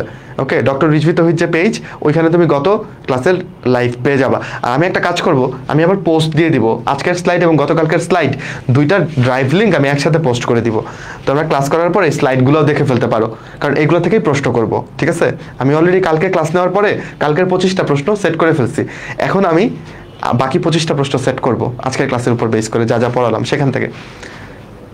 এক্সাম কিভাবে দিব আল্লাহ, অনেকবার বলছি, সেটা হচ্ছে যে আমরা এক্সাম লিঙ্ক দিয়ে দিব, পাবলিক করে দিব। হ্যাঁ, 8টা থেকে শুরু তো পরীক্ষা, কালকে রাত। আমরা 8টার 1 মিনিট আগে সব জায়গাতে আমাদের সব গ্রুপ পেজ, যেখানে তুমি ক্লাস করতেছো সেখানে তুমি পেয়ে যাবা। এসিএস এর পেজ বলো, আমার ডক্টর রিজভি তৌহিদের পেজ বলো, কম্প্যাক্ট বায়োলজির গ্রুপ, সব জায়গাতে আমরা লিঙ্ক পোস্ট করে দিব। ওই আধা ঘন্টার মধ্যেই পরীক্ষা দিতে হবে। না, এটা ফার্স্ট চ্যাপ্টার না, এখানে সব কিছু নিয়ে আলোচনা করা হয়েছে, বুঝছো, ইন্টারেস্টিং টপিকগুলো নিয়ে। ওকে, সো আমরা হাইড্রা নিয়ে পড়ছি, হাইড্রার পুনরুৎপত্তি ক্ষমতার কথা বললাম, আমরা পতঙ্গের যে মেটামরফোসিস বা রূপান্তর সেটা নিয়ে পড়লাম, রাইট। কাশফড়িংয়ের ক্ষেত্রে অসম্পূর্ণ রূপান্তর, আর নাম কি এটা, প্রজাপতির ক্ষেত্রে সম্পূর্ণ রূপান্তর। রুই মাছের বহি নিষেকটা কেমন করে হয় গল্পে গল্পে পড়লাম। পাকস্থলী কেন ক্ষতিগ্রস্ত হয় না HCl দিয়ে সেটা জানলাম। তারপরে ব্লাস্ট এবং সাইটের মধ্যে আর উল্টাপাল্টা করবো না, ব্লাস্ট মানে অপরিণত কোষ, সাইট মানে পরিণত কোষ শিখে ফেললাম। আরবিসি নিয়ে অনেক স্ট্যাট জানলাম। অস্থিতে কি রক্ত সরবরাহ থাকে? অবশ্যই থাকে, এবং অস্থির লাল অস্থিমজ্জা থেকেই রক্ত কণিকা তৈরি হয়। আচ্ছা ভাইয়া ডিএমসিতে কেমনে ফার্স্ট হইলেন বলেন। আচ্ছা রেগুলার পড়তাম, পড়া জমাইতাম না, আর অনেক বড় স্বপ্ন ছিল যে মেডিকেলে পড়বো, হার্ডওয়ার্কিং ছিলাম, কিন্তু ফার্স্ট হবো এটা কখনোই ভাবতাম না। হ্যাঁ, এটা ভাবার মতো দুঃসাহস বা স্পর্ধা ছিল না। নিজের প্রতি কখনোই আমি মনে করি যে নিজের সাথে বেইমানি করি নাই। হ্যাঁ, বাপ মা কষ্ট করতেছে এগুলো দেখতাম, নিজের কষ্ট হচ্ছে এগুলো দেখতাম, আর বাকিটা আল্লাহ দিচ্ছে। ফার্স্ট হওয়ার ব্যাপারটা আল্লাহ দিচ্ছে, আর এটা পরীক্ষা নিলে আমি ফার্স্ট নাও হইতে পারি, তাই না? কিন্তু আমাকে তো ওই আল্লাহ তো সবাইকে দিবেন না। তুমি যদি একদম না পড়ো তোমার কি ফার্স্ট বানাই দিবেন? কখনো হবে তুমি চান্স পেয়ে যাবে না পড়ে? জীবনেও না। তোমার চেষ্টাটুকু করতে হবে। এই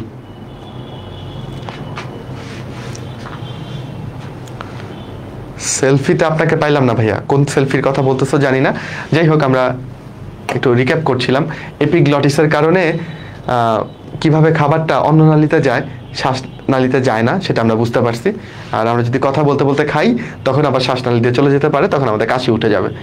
হঠাৎ করে অজ্ঞান হয়ে গেলে কিভাবে সিপিআর দিব ভিডিও দেখে খুব ভালো মতনে বুঝছি। এইটা এখন আমরা স্মার্ট পিপল, আমরা এখন সিপিআর কেমনে দিতে হয় আমরা জানবো, বা আমরা দরকার হলে দিতে পারবো, ডাক্তার না হলেও দিতে পারবো।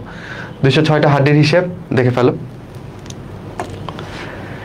সব শক্তির উৎস আমাদের মা, এটা কিভাবে ব্যাখ্যা করলাম? তোমরা দেখছো যে শুধুমাত্র শুক্রাণু থেকে, শুক্রাণুর মাথাটা যাচ্ছে, মাথার সাথে 23টা ক্রোমোজোম যাচ্ছে, মাইটোকন্ড্রিয়াগুলো যাচ্ছে না। তাহলে আমাদের দেহের সব মাইটোকন্ড্রিয়া কোথা থেকে আসছে? আমাদের মায়ের কাছ থেকে আসছে। দ্যাটস আমরা এটা বলতেই পারি যে আমাদের এটিপি যা তৈরি হচ্ছে এর পেছনে যত মাইটোকন্ড্রিয়া আছে সব মা থেকে পেয়েছি। আচ্ছা,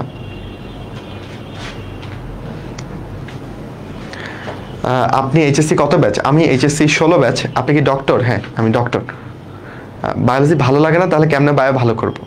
আচ্ছা, তুমি যদি প্রথমেই বলো যে এটাকে আমার ভালো লাগে না, যাকে দেখতে নারী তার চলন বাঁকা, তুমি প্রথমেই যদি বলো বায়োলজিকে আমার ভালো লাগে না, এটা পচা, তাহলে তোমার আসলে দেখবে এটা আজন্ম ভালোই লাগবে না। তুমি একটু ভালো লাগানোর চেষ্টা করো। এই যে এত মানুষের ভালো লাগে, কারো কারো তো লাগে, তাই না? তো কিছু ভালো লাগার ব্যাপার তো আছে, রাইট? কিছু ভালো লাগার ব্যাপারটা অবশ্যই আছে, এগুলোকে খুঁজে পেতে হবে, ইন্টারেস্টিং ওয়েতে পড়তে হবে। এখন ধরো আমি নিষেকের গল্প করছি, নিষেকটা কোথায় হয় এটা তুমি যদি নাই জানো তখন তো তুমি এটা বুঝবাই না। শুক্রাণু ডিম্বাণুর চেহারা তুমি যদি জীবনে নাই দেখো, খালি মুখস্থ করে, তো তোমার এটা ভালো লাগবে না, বুঝছো? ব্যাপার হচ্ছে এরকম।